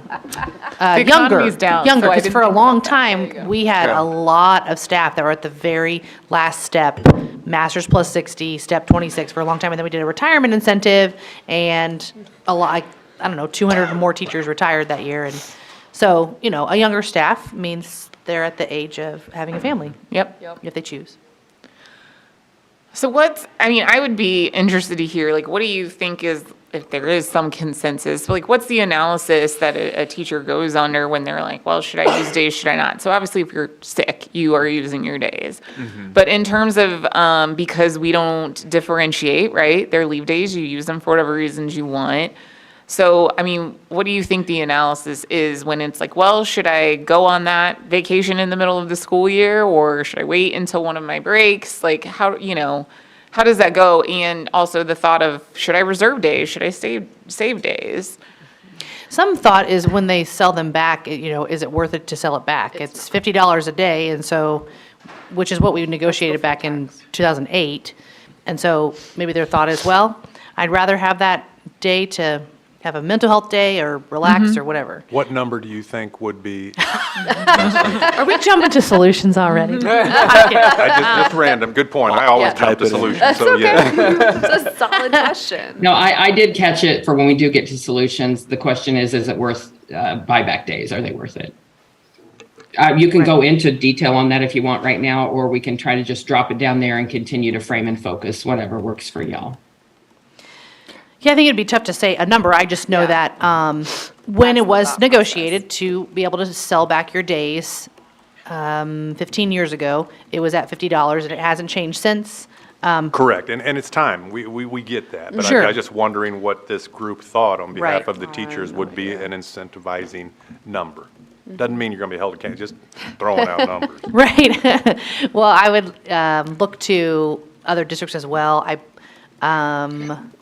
think, was it DeSoto or Gardner Edgerton that was at like over $100? Maybe it was 150, I can't remember. So, Something to look at. yeah. And it I would is, say double at least. it is Yeah. something to look at, but here's the catch-22 on that. That pulls money out of the operation Correct. budget. So Right. it's always the yin and the yang there on that, but we agree that it's definitely worth looking at. And Right. trying to find that right number. but it Especially when does you see pull- how much we pay per day for a sub anyway. Correct. Oh, yeah. Correct. Yeah. Right, and the thing is that I wouldn't even want to encourage people to sell them back year to year. I'd want to encourage them to save them so that when it's time to Well, resign, they can't- retire. They can't till they get to 50. Well, sorry, they can sell back the 10 they get each year. They Not- can sell Not back. till they get to 50. You have to accumulate 50 before you can Do begin we? selling them back. I thought every year you were allowed to sell back whatever you don't use of your 10. I don't Yeah. I've same always here. gotten the questionnaire at the end it- of the year no, to be it like, used do to you be want to sell 50. it? We may need to bring Russ in. We need to I bring was, that in. It used to be 50. You before you could not guys said sell it that, I back. would have said I was 100% certain you had to have a bank of 50. Exactly. There's at least an email sent Is out it at the end of the written- year that's like, are you selling or are you keeping? We And I'm see always that. like, I'll keep it. But I assumed it was only the people that had at least 50. Yeah, I've never I didn't had start 50 getting that days. email until I had 50 in my bank. I've never me had 50 neither. banks. Well, that's a good question. Have you ever gotten a request? I'm reading Every the, year I've worked here. I'm Seriously. reading the Yep. P&A and I'm not, I mean, it says if you've used less than your 10 days It as must of have been- June 30. It must have been taken out in negotiations a few years ago. I was not aware of that. I've always thought it was I wonder if that was what happened in 2007, 8 when they went to the sellback. So The it, 50 days is accumulated prior to June 30th, 2008. okay. Oh. So the reason that was implemented was so that teachers could have a bank. And Yeah. if something happened, they could fall back on that bank if they had an extended leave. And so they wouldn't be docked. 'Cause So- I Yeah, when they got the language in 2008, anything that was accumulated prior to 2008, they couldn't sell back. Correct. But anything after, they could. Okay. And that one's at $25 a day. Oh, the ones prior to 2008, which I wonder how many staff still have days still from have that that. have days for 2008. Okay, I don't, Well, I mean, That it's was my how first risk year. adverse you I, are as a person, right? graduated I mean, I guess the choice is in each employee's hands now, and there's no automatic protection Right. for you to make you bank, so it's how risk adverse are you if something I mean, I even happens. heard of, I think, in Olathe, they have something where days that you bank in the year, like you don't use all of them, they turn into 2 days in your bank, sick. You know, but again, we're going through solutions, Stephanie, so Yeah. I just want to make sure we're doing the process right. Well, in terms of process, guys, I feel like at this stage in the game with where you are in your IBB team, how you all do your work, if you feel like you need to go back and identify interests in this, I think that's just no brainer at this point. We'd be doing the 5 steps just as an exercise. Okay. You are pretty much far enough in this work that if we say, hey, you just want to jump to think about ideas, go for it. You know, this is not such a complicated or new issue that it's going to mess us up if we fail to 5-step it. Does anyone have any more questions for Dr. Higgins? I don't. Don't. Okay, thank you. I do have a question. When the screen that said some of the subs are converted to full-time Shawnee Mission staff, what positions? Are those the building subs that Shawnee Mission hires? Yes.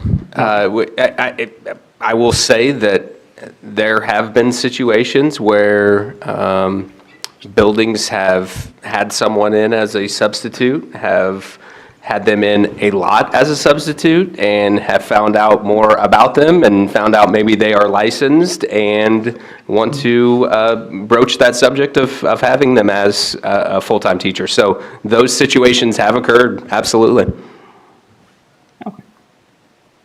Okay. And then also, I'm assuming that we don't have any information coming forward on when teachers are taking leave. And do we care about that, or do we just have a sense? Is it just a kind of a given that teachers are going to be trying to create longer weekends with Monday through Friday leaves? Yes.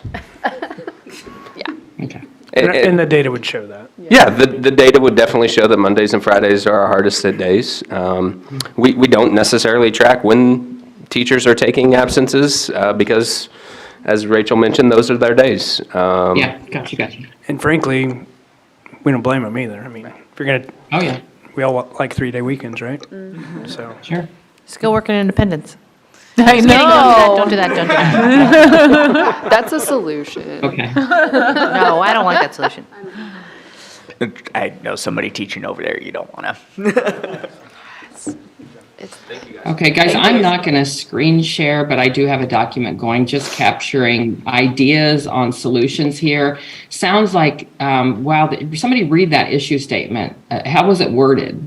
Because we were trying to deal with the sub shortage, but it feels like ideas are more generating around how to have a need for less. In other words, from that presentation, my gosh, what else can you do than what's being done, right? In terms of getting more subs, it seems like the energy might be around, is there a way you can incent teachers to use less time, but not in a way that harms any interest, like mental health, et cetera? Is that where you guys think you might be going with this? Amber's shaking her head. Other folks give me feedback. I would like to look a little bit more. It sounds like there's some amazing recruitment efforts going on, but I would like to dive in a little bit more to those recruitment efforts and just see if there's any new ideas for recruitment and where we could truly. I love the personal for me. I graduated in December, and it is like, what do I do? And I think really having those conversations with those student teachers who can't find a professional job right out of college, that obviously doesn't serve first semester, but second semester, that definitely would help with the fill rates. But again, it sounds like those are already happening. Yeah, we can absolutely get you some more information on that. Sari has been a really big help with that, where we can give those student teachers or those people that we've started to recruit those names to her, and she can start pushing them, that Kelly propaganda, so to speak, to try to get them. Sorry, Whatever works, that was man. probably a different word. To try to get them into the pool. The other piece that we got feedback from some of our retirees is that it was taking a tremendous amount of time, and there was a ton of hoops to jump through to get into the pool.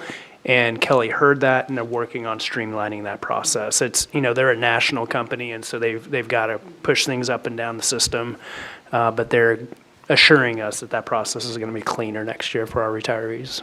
That's good. That's helpful. I know I heard when I was doing a site visit one day, this awesome substitute teacher just talked my ear off about the differences as a substitute working in school districts that do it in-house versus school districts that outsource it.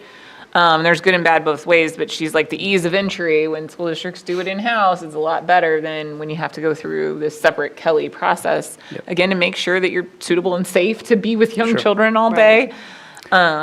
Yeah.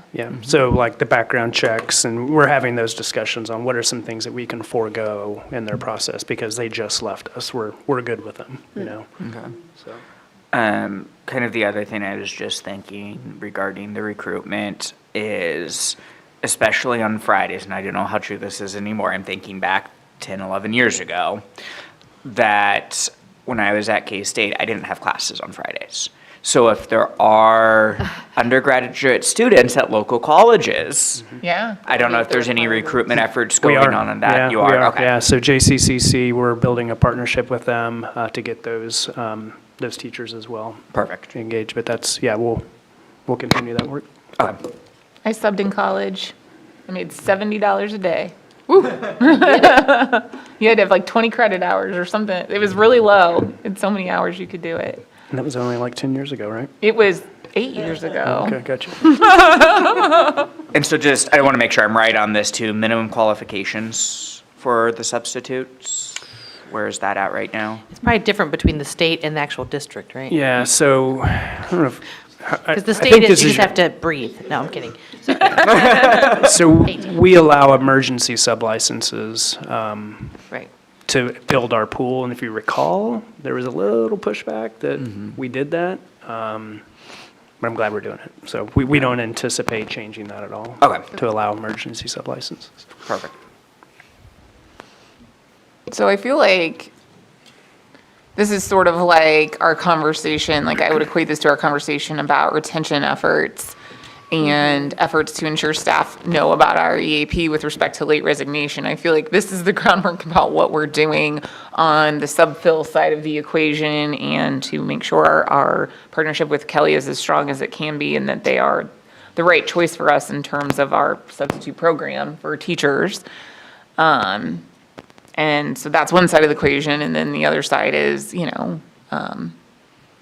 needing subs less, I guess, right? So I think we saw when we looked at that data that Dr. Higgins presented that the more need we have, the lower our sub rate goes.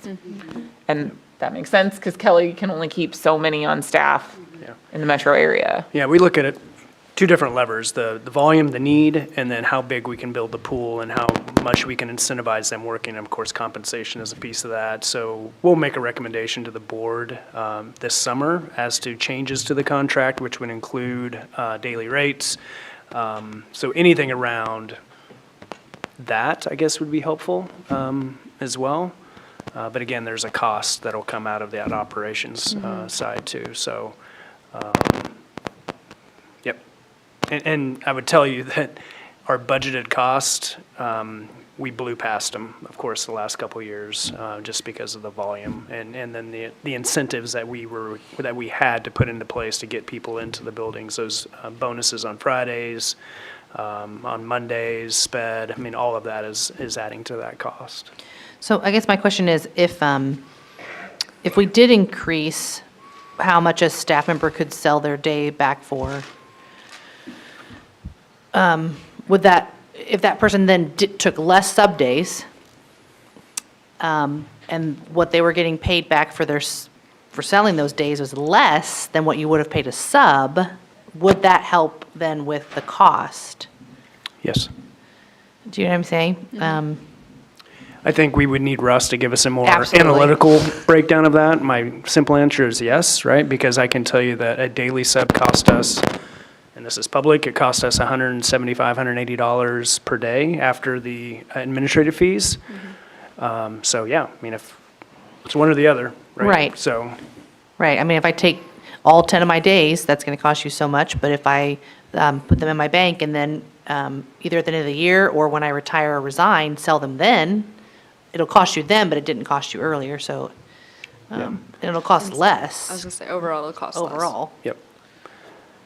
So those are all, as I understand it, when we build in a budget item for substitute costs through Kelly and for teacher buyback, those are just all line items in the operating budget. So if we were to make a change here, that would change the budget. Now, compared to the whole operating fund, I think you're barely it's not a huge move of the needle, right? It's not a huge line item in general on our operating fund, but just for awareness, it does move that needle a little bit.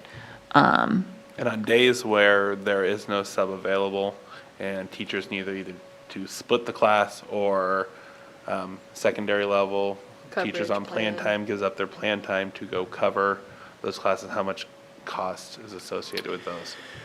I don't have that number. That's a good, I mean, yeah, we can get that. It's good. Good question, because that is a cost. And I don't know I wonder how often it happens, because I know it's the last resort, is to have someone on their plan time covering and paying them the rate. Right. Yep. Yeah, and that's what, $20? I should know, because there's a couple different rates, right? And I'm guessing that hasn't been changed in forever as well. My first Right. response to that is that it's not happening as often as it used to in the high school level when we were teaching 6. Now that we're down to teaching 5, we have more contingency plans kind of built in to cover. But we're also paying more for those teachers teaching 6 as well. So we're trying to incentivize it. If the number's not competitive, I think we can always look at that. Okay. Yeah, I think it would be great to have Russ give us some ideas of, what is the budget right now for teachers selling back their days? Does he actually put in there enough money for every single teacher to sell every one of their days back? That's a good question. Or is it more of like he looks at the trends from year to year as to how much people actually sell them back? And also, is it another concern of yours that teachers don't have to have days in their bank to sell them back currently? I mean, I think I would put that question back at you guys. Right. It's like, it's a freedom issue. Should an individual teacher who might be 20 or 21 years old, right? Do we want to give them the freedom to make that decision and to say, well, you know what? I don't think I plan to have a family, so I don't need to bank days. Or I plan to start a family at some point, so I'm going to bank. It's a question of the amount of freedom that we want to give them. Either way, right? If they bank those 50, they would get 50 upon resignation or retirement. So they get them either way. After 2008, yes. After 2008. So yeah, it's a question of, is that a required quote unquote protection? Yeah. And I think that's solely, I think we also dealt with that recently, right? With the COVID leave days, Right. frankly. I mean, where, yeah, people did I don't not. want to say this, right? I mean, if you built up your days, you were great, you're fine. But if you didn't, there was an escape clause. I mean, there's. Yeah, or if it was just your very first year, Sure. And you Yep, didn't, yep, you didn't yep. have them anyway. Yep, but But yes, if, Is there a short-term disability plan that teachers buy into or no? Yes. Yes. All They they've can- they got can for a choose. There's an short-term option version. for that within our benefits. So I'm wondering too, and I'm thinking back to our collective commitment that we've already wrote, where we were talking about educating on the when they signed the contract. And to me, a lot of, we're talking about early career teachers using days when they should be banking. I wonder how much of that is just they don't understand. And how can we educate as best as we can without saying you can't take the days? Because of course you don't want to say Right. days are days. And just that education piece, is there a way that we can educate early career teachers a little bit more about the importance of baking? well, yeah, we can let days? them know how much a doc day will cost them. Yeah, and I I think mean, that's important. huge. They, Yeah, some of them don't even realize. I agree. I like that, Nolan. I mean, I think Jill and I committed to, having those optional voluntary days. I mean, I think that'd be a great message for them to hear from both the association and the district that, hey, guys, let's plan for the future here. Let's plan for worst case scenarios. Right. So, Yeah. Question, if somebody had the short-term disability plan, does it kick in after 5 or 10 days of illness? It's after they've run out of their, days given to them by the district. So it's 10, it'd be 10 if they started the year with this. Correct? I mean, if someone had short-term disability, I wouldn't need to bank 50 because I have a short-term disability that kicks in after 5 days. So if I bank time, I'm going to get paid by my disability.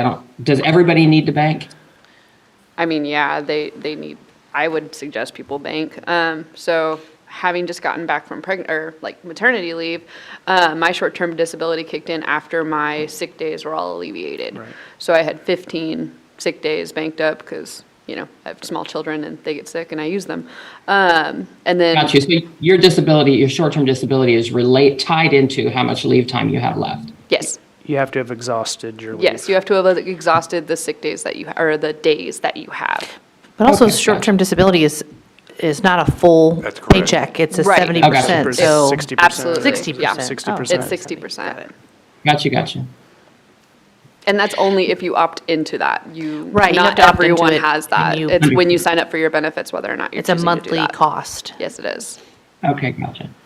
So I'm screen sharing, guys. I kind of just did the how do we, the issue statement is just the sub shortage. Because I don't know if you want to say, how do we reduce the amount of time teachers are taking? I don't know how it's worded right now.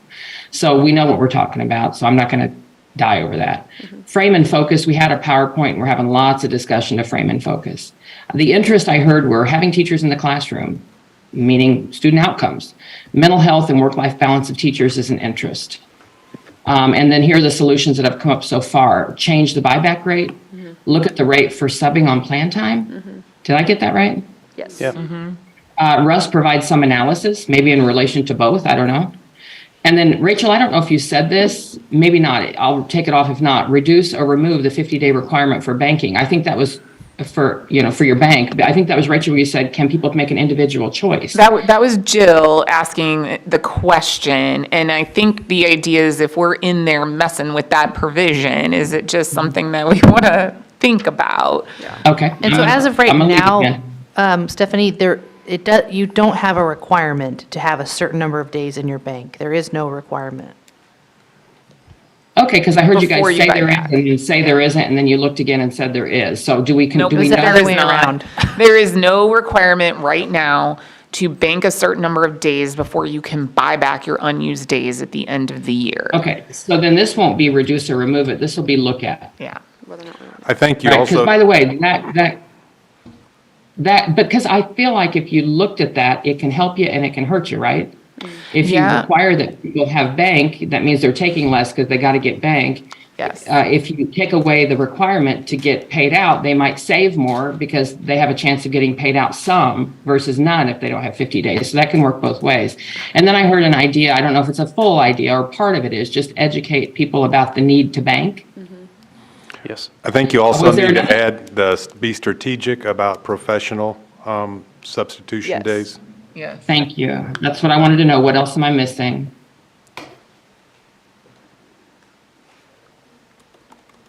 What else am I missing that you've talked about so far, or what else do you think of in terms of how to do this? Feels like you can't really look hard at one or two until you have some analysis from Russ. No? This is maybe a basic question, but what is the idea behind paying for unused days, right? Is it to, I mean, it's not a high enough rate that I would consider it to be like part of your comp, but I assume it's like a reward It would just be like. for not using Yeah, those just days. incentives for not An using them. incentive, That would be okay. it. Yeah, an incentive to, if you were to want to go on something, some kind of personal vacation or something, to try, to schedule that during a time when you are not supposed to be working. Yeah. Can you tell me your buyback? Is it buyback once a year? Is it end of career? Is it quarterly? How often It's is at it? the, okay, so there's a couple of them. At the end of each year, an employee can sell back the number of days they have not used out of the 10 that they get for that year. So they get 10 current temporary leave days a year. If they don't use all 10, they can sell them back for $50 a day at the end of the year. And upon- regardless of whether they have anything banked? Correct. And then upon Okay. resignation or retirement, if they tell the district by April 1st that they want, I have to look it up. Anyway, they can sell back their banked days for $50 a day when they retire, except for the days that they have earned prior to July 1st, 2008. Something like that. Can someone sell back unused days and also sell back bank? I guess so. Yes. Yeah, I Yeah. guess based on how Yes, they- anything you Sell back don't. all of it. Every year, anything that you don't use out of your 10 gets put into your bank, unless you want to sell them back for $50 a day. And you can I do both, because suggest and tell if I have 4 days left, I could sell 2 and bank 2. I believe so. You can do a combination. It's a combination from my understanding. I know I've sold back days before, and it asked how many I wanted to sell back. Got it. I've never sold them I back. was gonna so say, I'm I not- always just click no. I try to Why do encourage you- people as We're rolling much as over. possible, put them in your bank, because when you do retire or resign, there's still an option for you to sell them back then. You're never losing them. It's just the question of Correct. when. Yes. Yeah. And I But do you think, think that when they say with young people now have the impression they're going to work 5 different places before they retire? I don't know if that is so consistent with educators, but do you think that some people are more incented by when I retire, or some people are more incented by money this year? Like, aren't isn't everyone's incentive a little different? Yeah, Yeah. but I'm gonna say it's gonna be based on the rate at which the district's willing to buy back the days. So I know not a whole bunch, but I know a handful of people who are of retirement age, and as opposed to saving them and then selling them back, they utilized those days that they had banked because it was not beneficial to them financially to sell them back. And when was the $50 rate set? That's been around forever? No, it was 2008.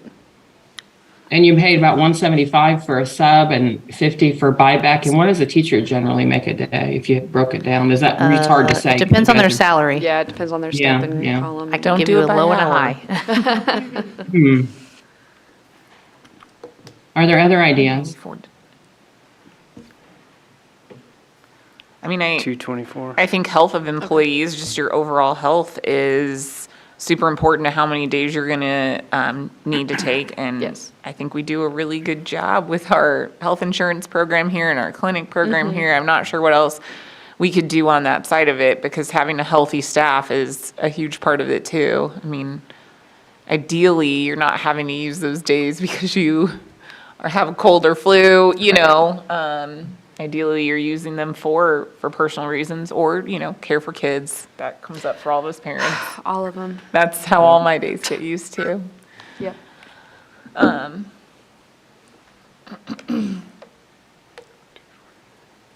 We're trying to figure out are you working on an hourly rate? 239, or hourly? Or a daily rate? 239 would be the base. The very, Base. very lowest. And the would be- highest Very would lowest would be be 239. like $470 a day for someone who's at the very, very bottom of the, or highest pay. At the, bottom right. Corner to corner. And when you- Corner to corner. I mean, what's interesting is when you look at the 473. interest, the district didn't say the interest is, oh, we're spending on subs, right? So I hear what you guys are saying in terms of, well, if Russ did an analysis, it's like, does it make sense to pay a teacher out as much as you'd pay a sub? Probably not. But I will say the interest is quality teachers in the classroom, mental health, student outcomes. In other words, do people feel like, and I heard someone say this earlier, there is probably traction for going higher than that 50. The question is how high, and then see if it gets you some results.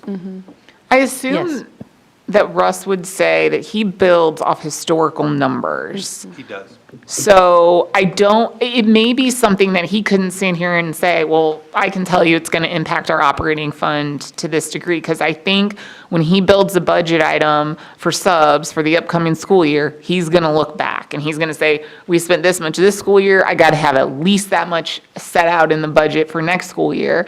I think if he knows we're increasing the daily rate, he's going to have to say, what have we spent historically, assuming a new rate, what is it? But then as he watches it, if that decreases our sub cost in future years, that means that he'll put in the lower budget item. Right. So I don't know that it's something that. You don't know, So you're saying initially it's going to be an increase in budget. Long-term, you may get it It back may and reduce the decrease. cost. You just Yeah. don't know. And Yeah. again, our whole operating budget is an insane dollar amount, right? So, 400 million? Hundreds of millions. I mean, I do think we need to be prepared that, obviously all the pieces of the pie, compensation is the largest piece of the operating budget. But if you increase those other pieces, they do slightly squeeze the amount available for compensation. But I think when we're talking the grand scheme of the whole operating fund, unless we go insane here, it's probably, it's not gonna move the needle that much. On average, about- how much? Go ahead, Mike.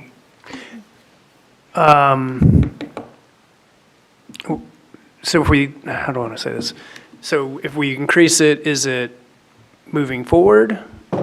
Just any days moving forward? That's a great question. I've Yeah. had people ask that as well. I mean, in the past, what they did was, Yeah, or if whether you had there's a earned cutoff. days prior to the date that they chose to start paying people for their days, you didn't get, or you got paid a smaller amount.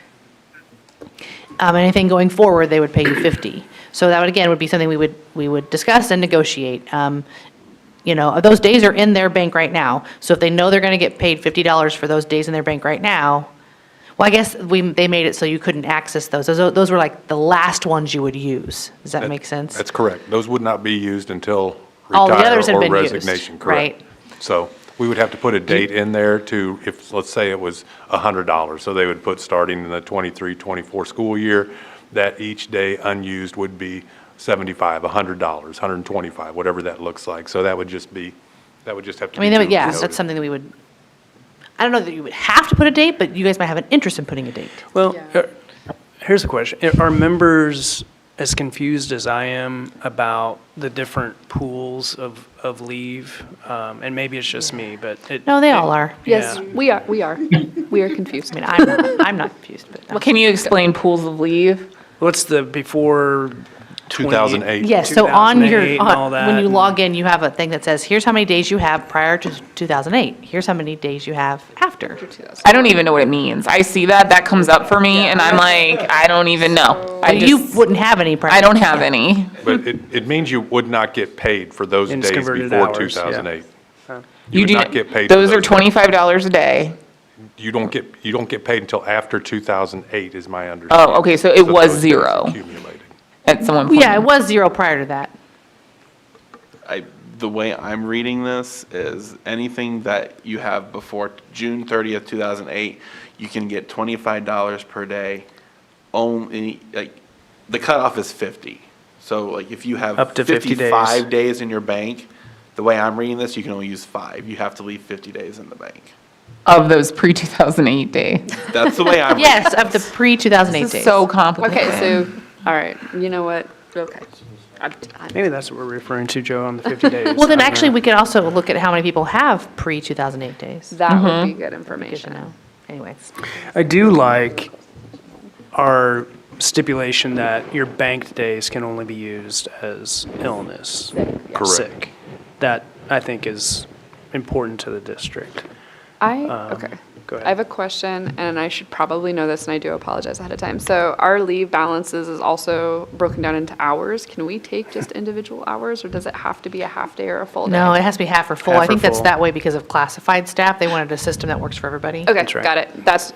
Thank you. Business Plus So converts it. divide it by Yep. 8. Heard. For No, I creditors. can math like that. No, I know. I mean, that's a great question. Would you reduce the need for subs if folks can take less than a half a day and therefore not have to have a Well, sub, but maybe so that in could be covered KCK internal? Or is that just not possible? KCK can take hourly leave. Yeah. And then I had A a lot. friend from Bonner text me this weekend actually asking if we did that, and I said not to my knowledge, but I did know KCK did, because I did double check with my friend. And I have no idea how that works. Even working in KCK, I never took an hourly leave, but I do know that is an option. Not to throw any other wrenches Yeah. into this conversation. all but- of the principals I've worked for in the past have also been flexible with coverages. Yeah. That if you had like a 7:30 appointment, you're like, Sure. I'm going to be 10 minutes late. Yeah. I have never worked for a principal who has said, no, there's no way Right. you need to take a half day. And They that's- always seem to be very flexible Yes. Good. on that. Now, not that I'm saying that it wouldn't be potentially nice to have I'm just, that option for an hour. My hesitation on that to me that. seems like a crazy. We're just not going to get a sub. to That's fill what I it. was going to say. Nobody's going to want to come in for an hour. That's not worth their time. Yeah. And also another solution might be if we looked at it, paying for those PD days, the employee, instead of getting a sub, like doing it outside of contract hours and paying them. I don't know how that would work, if that would be cheaper. I know in the past, people have gotten paid for PD, and I've been in districts that have paid Yep. for PD days. We've had those discussions with Leadership and Learning, the C&I department, about whether or not we should be looking at more of that. Their concern is, would people be okay, willing to, or capable of doing that because of childcare, coaching, a number of other things? But yeah, that is a solution. Especially I with the know. I training didn't that hear that. everybody Would needs. you repeat that solution? I didn't hear it. I'm sorry. I think you were on. I was saying to pay for professional development days instead of taking a sub during the day. Like they would do it on a weekend or after school. I mean, also So a would that lot be a of, sub solution under Be Strategic About PD? yes. Yeah. Yes, for cadre work or Anything. the letters Understood. training. Because I know a lot of educators too do have second jobs, and that really weighs on me because I'm like, well, how are they? I know like it's so hard for me to do all my work, and I can't imagine like working a second job and doing all this. So if we made it like it was a second job, they wouldn't need to get a second job, and it would actually be benefiting them as employees and as teachers and our district because we're getting better educated educators. When do they do that? Like nights and weekends? Nights. A lot of Yeah, people work I've- nights till like Summer 9 school. o'clock, then I later. serve currently on the kindergarten math cadre. We did meet a few times over the summer in order to develop some curriculum items for teachers, and we were compensated for it.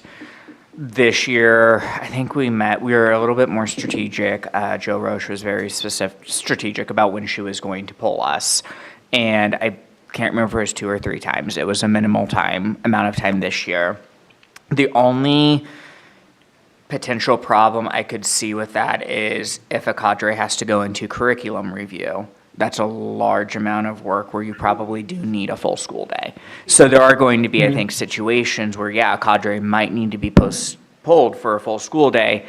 But then there are times that, yeah, a 2-hour meeting after school could probably get some of that work done. The only other thing about that is it's not going to totally replace that second income from that second job because it's not going to be consistent. Another question before we get too far down the road here is, NEA raised the issue of ensuring that temporary leave time supports personal and family needs, and I don't want to make you introduce that, but I wanted to ask if you feel like it overlaps enough that we need to talk about it with this, or if you think we can just keep going down this road. Is that it? I think that a little part of it overlapped, which was discussion of the buyback rate. Okay. But there's a little bit more in there as well. Okay, With regards okay. to other kinds of leave. Yeah. Got it. So if, We might be at a place where we need to get info. we might need to, because, So- and probably do need to figure this out with Russ, because I don't think it sounds like our leave system, in terms of when you pull up your available leave on our employee portal, is already complicated enough. It takes a So minute to find. I have some concerns about adding in another cutoff and saying post 2023 these days. Like, it just seemed really complicated. And also to me raises the concern of maybe we need some sort of, I don't know, automatic elevator put in or something, so that we are catching up and not every 10 years saying, oh, this is not kept up with our salaries and inflation, right? Like, maybe we need, I don't know, that's just what I'm thinking about, is a team in 10 years is gonna bring this up again and be like, oh, remember back in 2023 when they changed that to $100, and this issue's gonna come up again, so I think you and I will be here. probably. But yeah. You won't? So that's the other thing I'm thinking about. Is this something that needs, like, would benefit from an automatic elevator or something like that? Because, I mean, if you start your teaching career at 21 and you leave when you're 60, money is worth more now than it is later, right? So maybe at some point in time, you're 30 years old and you're like, well, I'm taking those days because I want to use that money now. Like, I'm putting my money in a non-interest bearing account, basically, right? So would an automatic elevator increase be a flat amount, or would it be naturally be able to be built in if it was the percentage of daily pay? What do we do Because for the assuming teachers go subschedule? up. Is Probably that what you're talking about? Yeah, like, I'm thinking about, doesn't our supplemental schedule, right? Those are flat rates that get They It's go up tight. with, Yeah. with negotiations. with negotiations amount. With the Oh, salary I see what you're schedule. saying. Yeah. Okay. So thought you something, meant that would be one create- mechanism for increasing.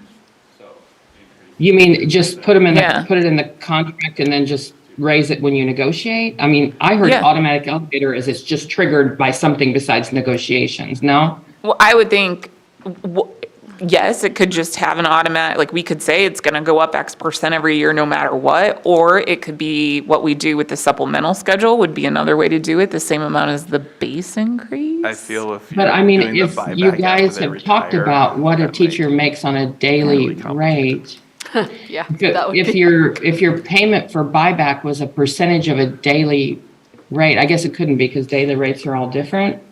But if it's a percentage of a daily rate, that percentage would automatically stay the same, but grow in the Oh, amount it she's talking about equals the as sub salary rate. grows, right? I mean, we could say, like, I mean, you'd probably end up picking the lowest amount, right? But say the then applicable lowest amount for a full day, or, I mean, kind of like we do for our subs get the lowest base pay, right? So, like, you could theoretically say it will be whatever, it'll be 75% of the lowest sub fill rate per day, and then what it builds off of that, so it's connected to how much it costs the district to get a sub. That's where I'm at. I'm trying to predict what Russ will tell us. And I think it Also- needs to be connected to what you just said, to the sub rate, right? That's the direct yin and yang. Right.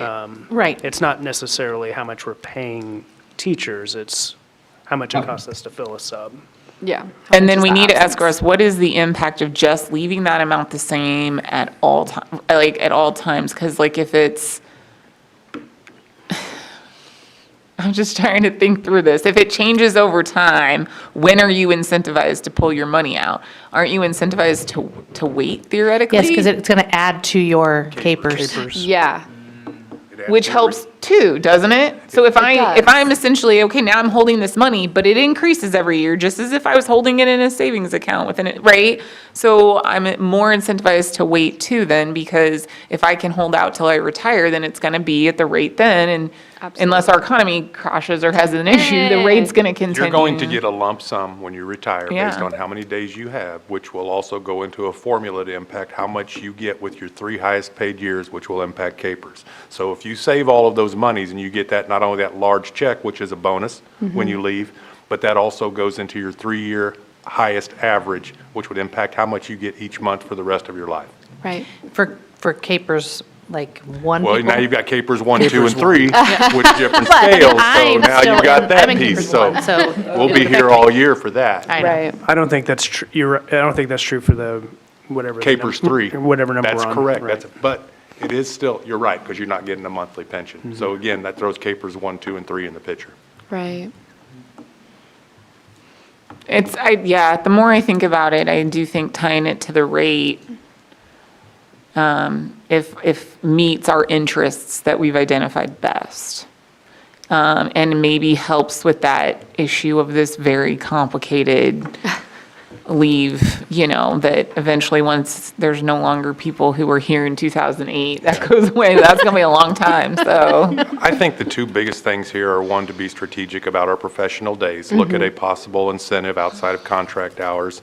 Two, come up with a fair number for those days. There's no way we'll be able to tell if it works or not until we look at it for a couple of years. Right. So that's the road I see us going down, because we can guess all day long, but until we actually figure out the numbers with Russ, try and be negotiable on what number we set that at, and then we'd have to look at it over the next 2 or 3 years to see if it's working. Right, I agree. So so I just want to think through what you were saying. So you were saying that we would base the sellback rate each year off of whatever we're paying for the daily sub.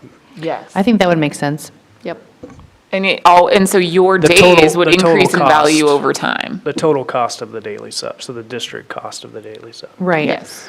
So like- just for an example, it cost us 175, so if we went to 100 divided by 175, that would be 57% of the cost.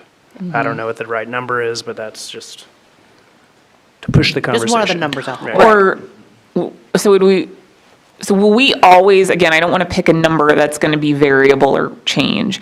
Our contract with Kelly has always had a daily rate for subs, and it's one number? Yes. Okay. Well, it's more for special education, Well, and it's yeah, more for that's right. Fridays, So- and it's more for Mondays, so I that think number Do we just find, fluctuates. like, It would You'd have just to be the say- base. Like an Yeah. hour, like, yeah. We would pick the base, or we could use the per-day rate that subs are paid and pick the lowest one of that. Yeah. So is it 140, we said? It's going to be 140. cleaner for us to agree on a number after Russ comes in here, whether that's 100, Okay. 120, whatever that looks like. And then just look at it each year from there. So we can have him watch this and ask him to come, because the other side of it is not just his analysis of it, but the feasibility to put it into effect for his team, for our software, all of that. Yeah. And there's probably something we haven't thought of that he's going to tell us about too. Yeah. So if we could, so I'm just look at the screen on solutions. I've categorized incentives. It sounds like you're saying that somebody's going to have Russ watch this section of bargaining and then come to the next possible meeting to provide an analysis looking at a payment tied to the sub rate. Okay. And then do you want, or where, right? That's what you're wanting to do there. And then you all decide what you do with that, right? Yes. Okay, what about the other two bullet points under incentives? Look at the rate for subbing on plan time. Do you want to go anywhere with that? And I'm assuming look at the 50-day requirement for bank is not a solution. Well, it might be that if we are like what we've talked about, if we tie that rate to the sub rate, there is already incentive to bank days. Incentive, it's a carrot as opposed to a stick, right? Which I think is nice. Well, I'm going to leave it then, and we'll come back and talk about if that's the right placement. But can we talk about subbing on plan time and looking at the rate for that? Do you want to pursue that, or is that going to give you much bang for your buck? Okay. Say that And is again. that- I mean, I think she was asking about looking at the rate for subbing during your plan time. And will it give us much bang for our buck? I know. Meaning, like, if you do that, is that going to cover much of your need? I don't think it does anything for our fill rates, but I think what it does do is honor our teachers for giving up their Yeah, time. yeah. And we do I don't pay, think $20 is, but when you take the Right. 20 times the 5 period, there's your $100. So Oh, if is we're that covering the it for reason? 5 teaching periods, and it's rotating amongst 5 different teachers, that's still coming out to $100 out of the district's pocket. yep. Jill, in your issue statement that Rachel referred to earlier, is Yep. this anything that's appropriate with that, No, or no? Okay. I think a lot of, I mean, remember that if you Yeah. choose a solution, it means that it really helps address the issue. Does this help address your issue? If not, it's just a side item that's interesting to talk about. I think that's a side item. yeah, I think side item. In other words, the criteria is, it doesn't solve your Instant problem. compensation? I don't know. Right, in other words, our thing isn't, honoring teachers, that's not the issue statement. We always should, but that doesn't solve your issue statement. I think So if can it's I something strike that it? we, Maybe a- I don't know if I'm alone here too, but I would like us, and it may be a side item, to look at how the banks of our leave. Can we clean that up in any way? Okay, I think that's further down in my notes. So I'm Okay. striking this as a way that doesn't solve your problem. Yes. It can come up under another issue statement, how to honor teachers that give up sub time or plan time. So now under education, this maybe, Mike, is where you're going to. I think I'll get to us. Under education, here's another section that can be helpful. Like you can do a combination of multi things here. Educate the need for a bank. I think someone said earlier, I did hear your benefits. I won't word these right, but do people know about a CAPERS bonus and your lifetime amount that you get from CAPERS goes up? Do people know that, they need to think about having a medical emergency and that they don't have a backup if they don't have bank? Do people know that if they save 50, they get access to a buyback option? Is that just a little education that can be done in some way on the side to get a little bit of juice from people thinking about this? And then the second thing, Mike, is education regarding leave calculations. Is that what you're talking about? When someone here said, do people know what this means on the screen or website? Everybody's like, no. So is that kind of follow what you're talking about, Mike? Education on that, or? I think so. And/or could we get creative on how this year we move forward with people's available leave, what they have banked before, whatever the date is, 2008, after 2008, and currently? I think it's confusing when people look Yeah. at that screen. It is, yeah. I think a lot of this solution for this topic is going to be the education piece Yes. between you and the NEA, between our HR and that. We're not going to have a guaranteed solution in this because we won't know if it fixes the problem until we try something and look at it in a year or two. So I hate to keep spinning around on it. If Right. we've got a couple of ideas that we can get after we get Russ in here, I think we can get the finance ideas, look at the professional days, and then examine it next year or the year after and see if it worked. If it didn't, maybe And we quite frankly, revisit. this education, whether you have an issue statement or not, it should happen, Yes, right? I mean, this is just people knowing their benefits. yes. Right? That should be happening. In terms of jumping back up here, and I'm kind of moving my mouse around on the incentives, who's going to connect with Russ? Is that Rachel or who else is doing that? I'll do it. He likes when I give him assignments. And do we think we can have him on the 23rd? Yeah. Okay. All right. So then were you saying basically this education stuff doesn't directly fix the issue because we've educated, but it's not going to replace just doing solid things, but it should just happen. It may help. It's just the fact that we won't know until time has passed and whether or not it's something that's worked. And you won't know if the money worked or if the education works, but it's just almost like do the education because it's the right thing to do. And does it need to be part of this plan? Sometimes the education doesn't happen if you don't say it's part of a plan. We're like, oh yeah, we should tell people about that. So I don't know, you guys decide how serious you want to take that piece of it, whether assignments go out on that or whether people just make a sort of a mutual commitment to try to include that in both association and district communications. And then Mike is talking about the site and helping people, at least for now, understand what that site says, which is a little separate than the benefits of having a bank. Right. Yes. So what would you do? What would a solution be on that site, Mike? Who controls that site? It's more payroll than anybody. So we probably need some information from payroll and ICT. Is that right, Joe? I don't know, Mike, if you kind of sat down with someone or who would sit down with someone from there and pull up that screen and say, this is confusing, or getting a couple people in the room to say what's confusing about it and how to simplify it? Yeah, I'll be more than happy to sit down with ICT and Russ. We've looked at it before. It's just really tough to simplify some of the complex situations when you've got teachers everywhere from 40 years to one, and how things have changed through the history of our district, financially, benefits, incentives, and things like that. So there are cutoff dates in this district's history. There's cutoff dates with CAPERS and our retirements.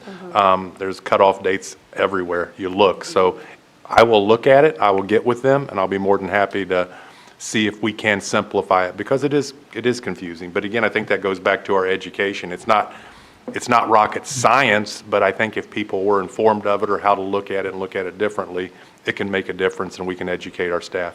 One other solution to make it more simple is just to make it so it's the same buyback for any days at any time, and there is Yeah. no 2008 thing. It would make it simpler. I don't It know would what type of cost. financial Right. impact. I'm just it would saying. have. Yeah. Or we could do some way to like deplete those days or something, right? Like there could be something that gets rid of that has varying costs associated with it. So I think Russ could come in and say, you know, option one, we just pay those all out now and you get them, or I don't know. There could be lots of.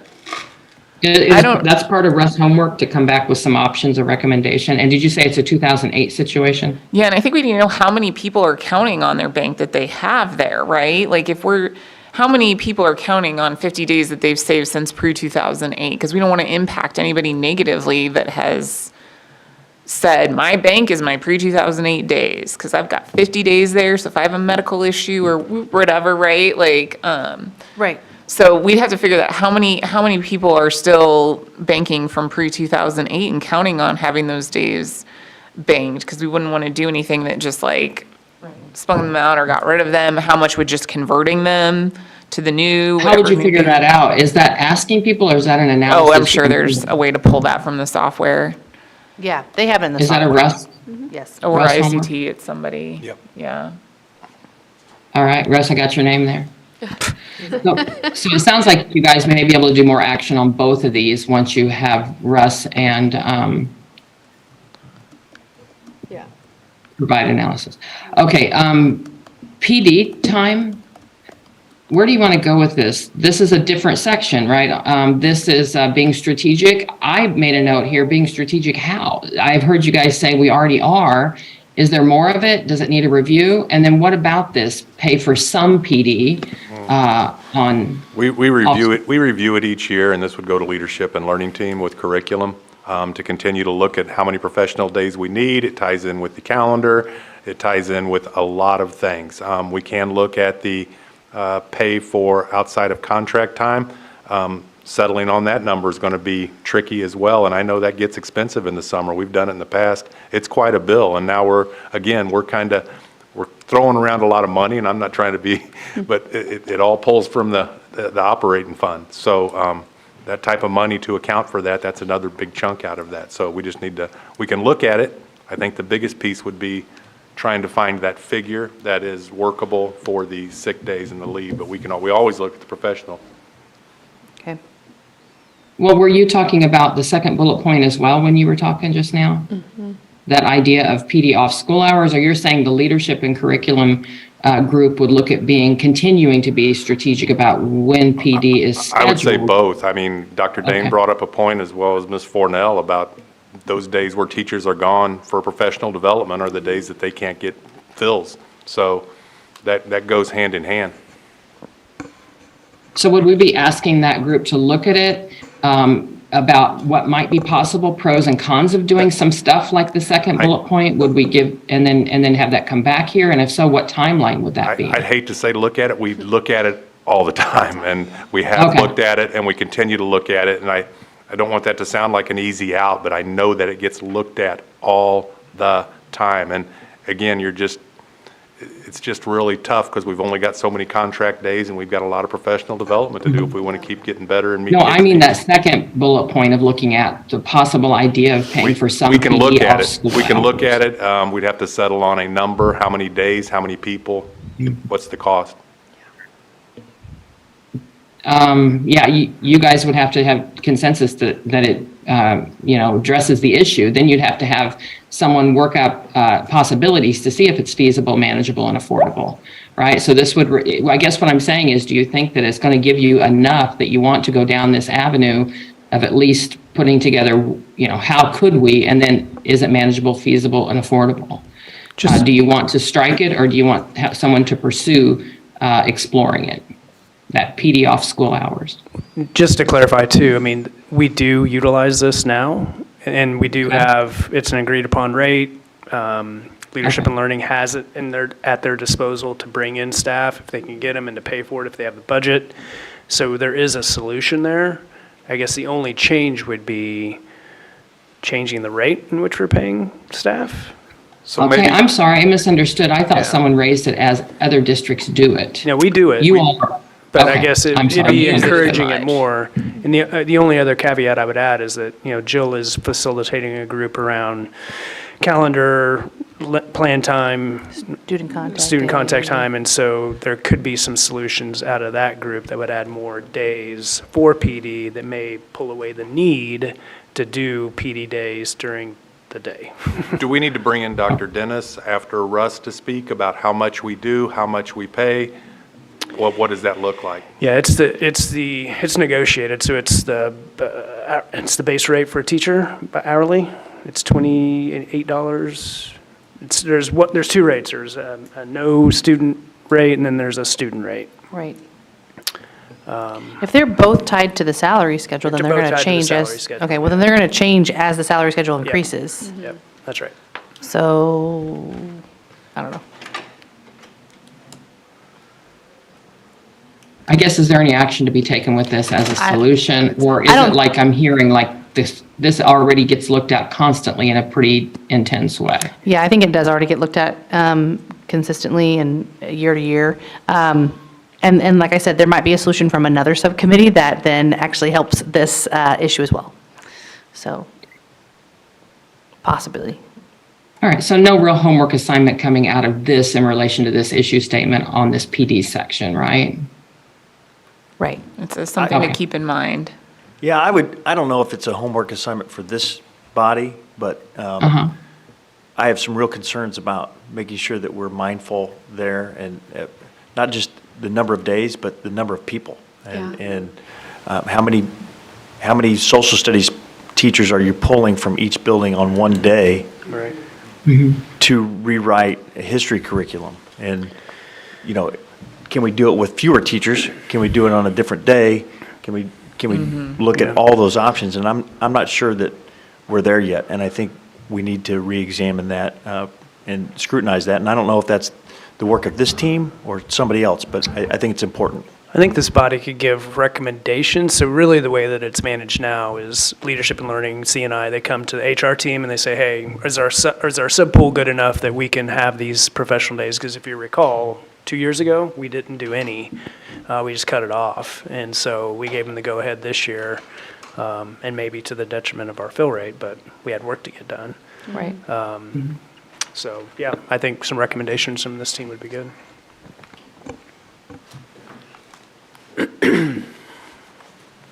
The last thing I had is just flagging the good things that will continue. Keep doing the health programs, keep doing sub-recruitment work with Kelly.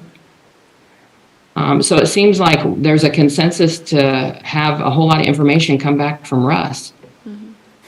Yeah. I like it. On the 23rd. In the meantime, I'm going to just save these notes to pick back up, and then you'll make final decisions on what to do after the 23rd or on the 23rd. Is that correct? Yes. Yeah. Yes. Okay. I'm sorry if I felt like I was rushing you guys at the end. I had my eye on the time because I have to actually really log out and walk out at 11:15 to get back to this other mediation. So I wanted to make sure we really ended on time, and I want to make sure to give time to two things. Number one, what's on our next agenda? I think we know it. The two things we didn't finish today. How long is that meeting? Can we take anything else up then? And then also, have you guys been doing communication? Seems like you guys were really good at that. That's just happening whether we talk about it here or not, I'm Yep. guessing. We've been sending out joint statements, so I take notes during the meeting, and then I turn it into something prettier, and then I share it with everybody and get feedback, and then we release it. It's not a set time, but try to do it by 9-ish the next day, so it's timely out to all staff about what we did. So if you don't want to watch the video, the idea is that this is just a high-level summary. And then at the end, we always say when the next meeting is and what we're talking about. So it looks like we need to come back and report back on late resignation and on this issue of the daily temp leave buyback amount. And then the next thing that we have on our spreadsheet of issues, it looks like staffing and caseloads. because we kind of focused on some district issues here, and the next ones up in the queue will be issues that NEA noticed. So staffing and caseloads and ensuring that temporary leave time supports personal and family needs. So I think it'd be optimistic to say that we are potentially going to get to a solution on 2 issues and then get to those. I think we might need to save those for our next long meeting in April. And how long is our meeting on the 23rd, Rachel? 3 to 5. Yeah. It's 2 hours. Okay, yeah, we probably won't. I mean, the best we can do is maybe begin to frame and focus one. Yeah. If we have time, and it's okay if you're, if you need to go, Stephanie, but we do need to maybe try and get our May meetings on the calendar, Yes. before everybody's May Well, fills up. Yes. Yeah, so I am going to go ahead and drop off, but let me tell you that that week of May 9th, I'm open the entire week except the afternoon of the 11th. I already looked at Okay. that. So as long as you guys get something the week of May 9th, but not the afternoon of the 11th, I'll be good on anything. Okay, I'll share them with you, Okay. and if they happen to not work, let us know, and, yeah. Okay. All right, so if I end here, you guys are still together, so I'm going to say goodbye. Have a good weekend, Okay. and I'll see you guys soon. Okay. Bye-bye.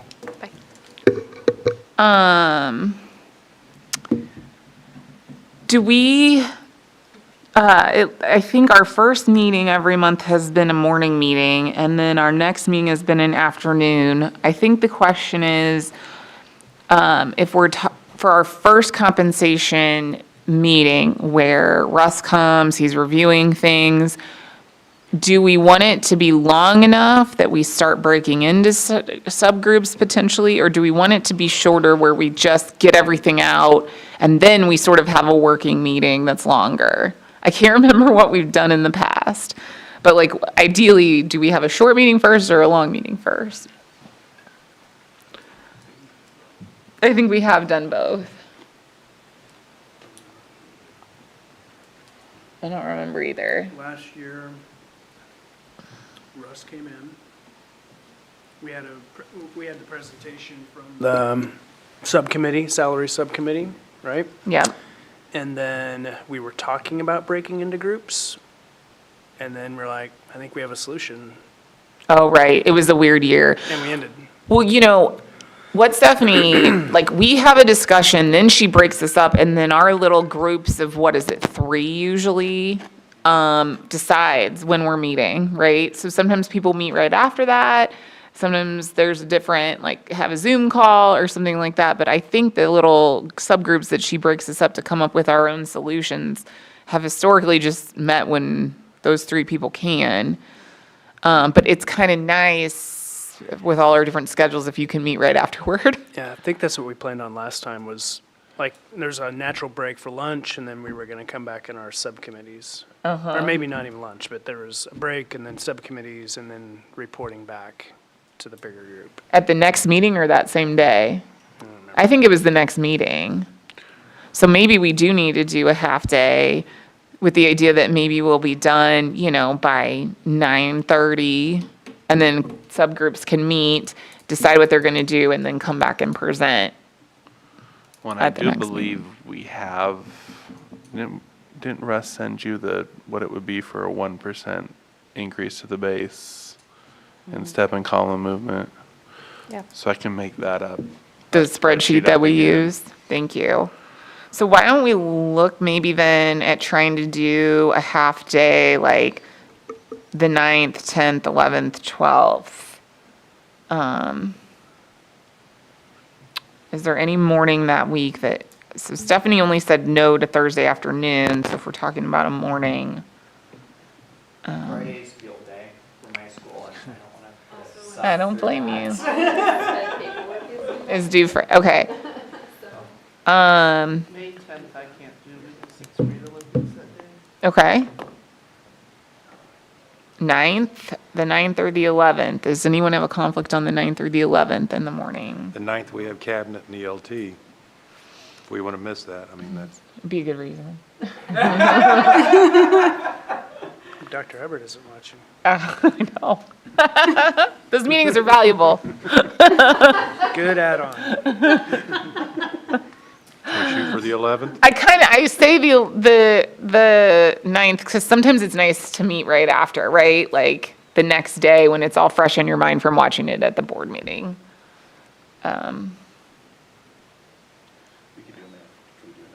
Or we could do afternoon that day, yeah. That wouldn't be bad. Do the half-day, but in the afternoon. So what time could you guys get here in the afternoon? That's for high school. Mine starts at 11:30, but I eat lunch quick, and so technically my lunch starts at 11. What day are we looking at? The afternoon of Tuesday, the 9th. I'm gonna say like 12:15. 12:15, okay, let me, okay, so the afternoon of the 9th, 12:15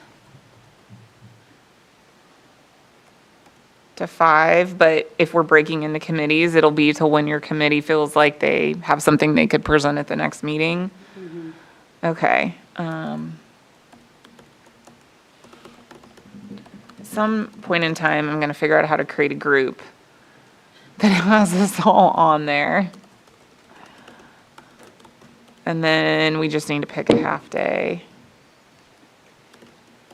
Or I'm sorry, an afternoon after that to present.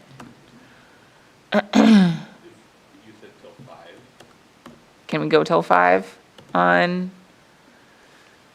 just wondering, would we need that another time? I mean, we need an afternoon, or do you think we need another half day?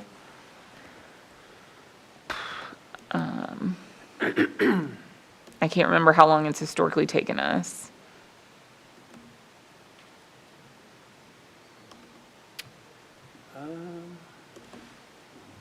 It's been so different. Yeah. I mean, last year was an anomaly, I guess, but. Because so much work had been done in that. I think it's better to build in a longer period of time and have it Yeah. if we need it. Ideally, it'd be great to be able to put a vote out before the end of the school year. Yes. What's that like? I'm just kidding. That'd be a lot easier on Russ, I know.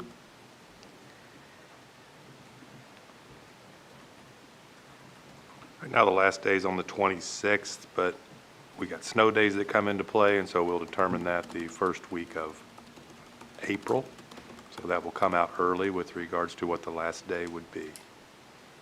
So anything that week of the 15th, I know it's graduation, but maybe something in the morning.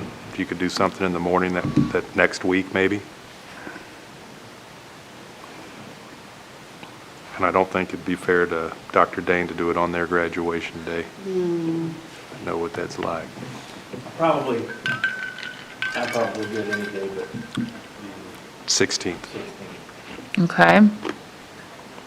We're talking about the morning. Yeah, just maybe get a morning from, I don't know, the 8 to 11 type of deal, maybe?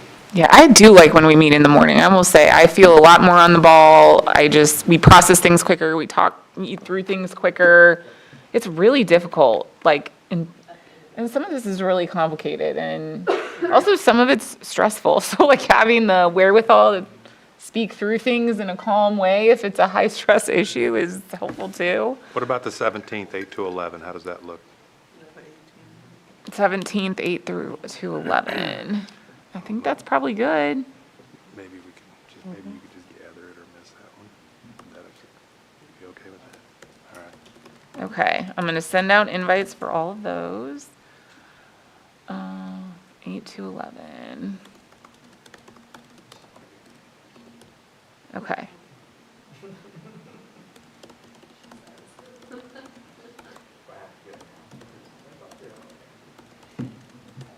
And just to remind me, because we've got a lot of homework to do before then, when is our next meeting? The 23rd. So after spring break. So we have a good amount of time to get that all done in. Okay. All right, I'm glad we have those on the calendar, and, I mean, again, I think the goal of subcommittees and of doing homework is to try not to have to add more meetings, but, we can, if that helps us to achieve our goal of, checking this box before summer break starts, it's nice, but it's not always going to be possible. But it's nice to set ourselves up to do that if we can, so. Okay, anything else? Okay.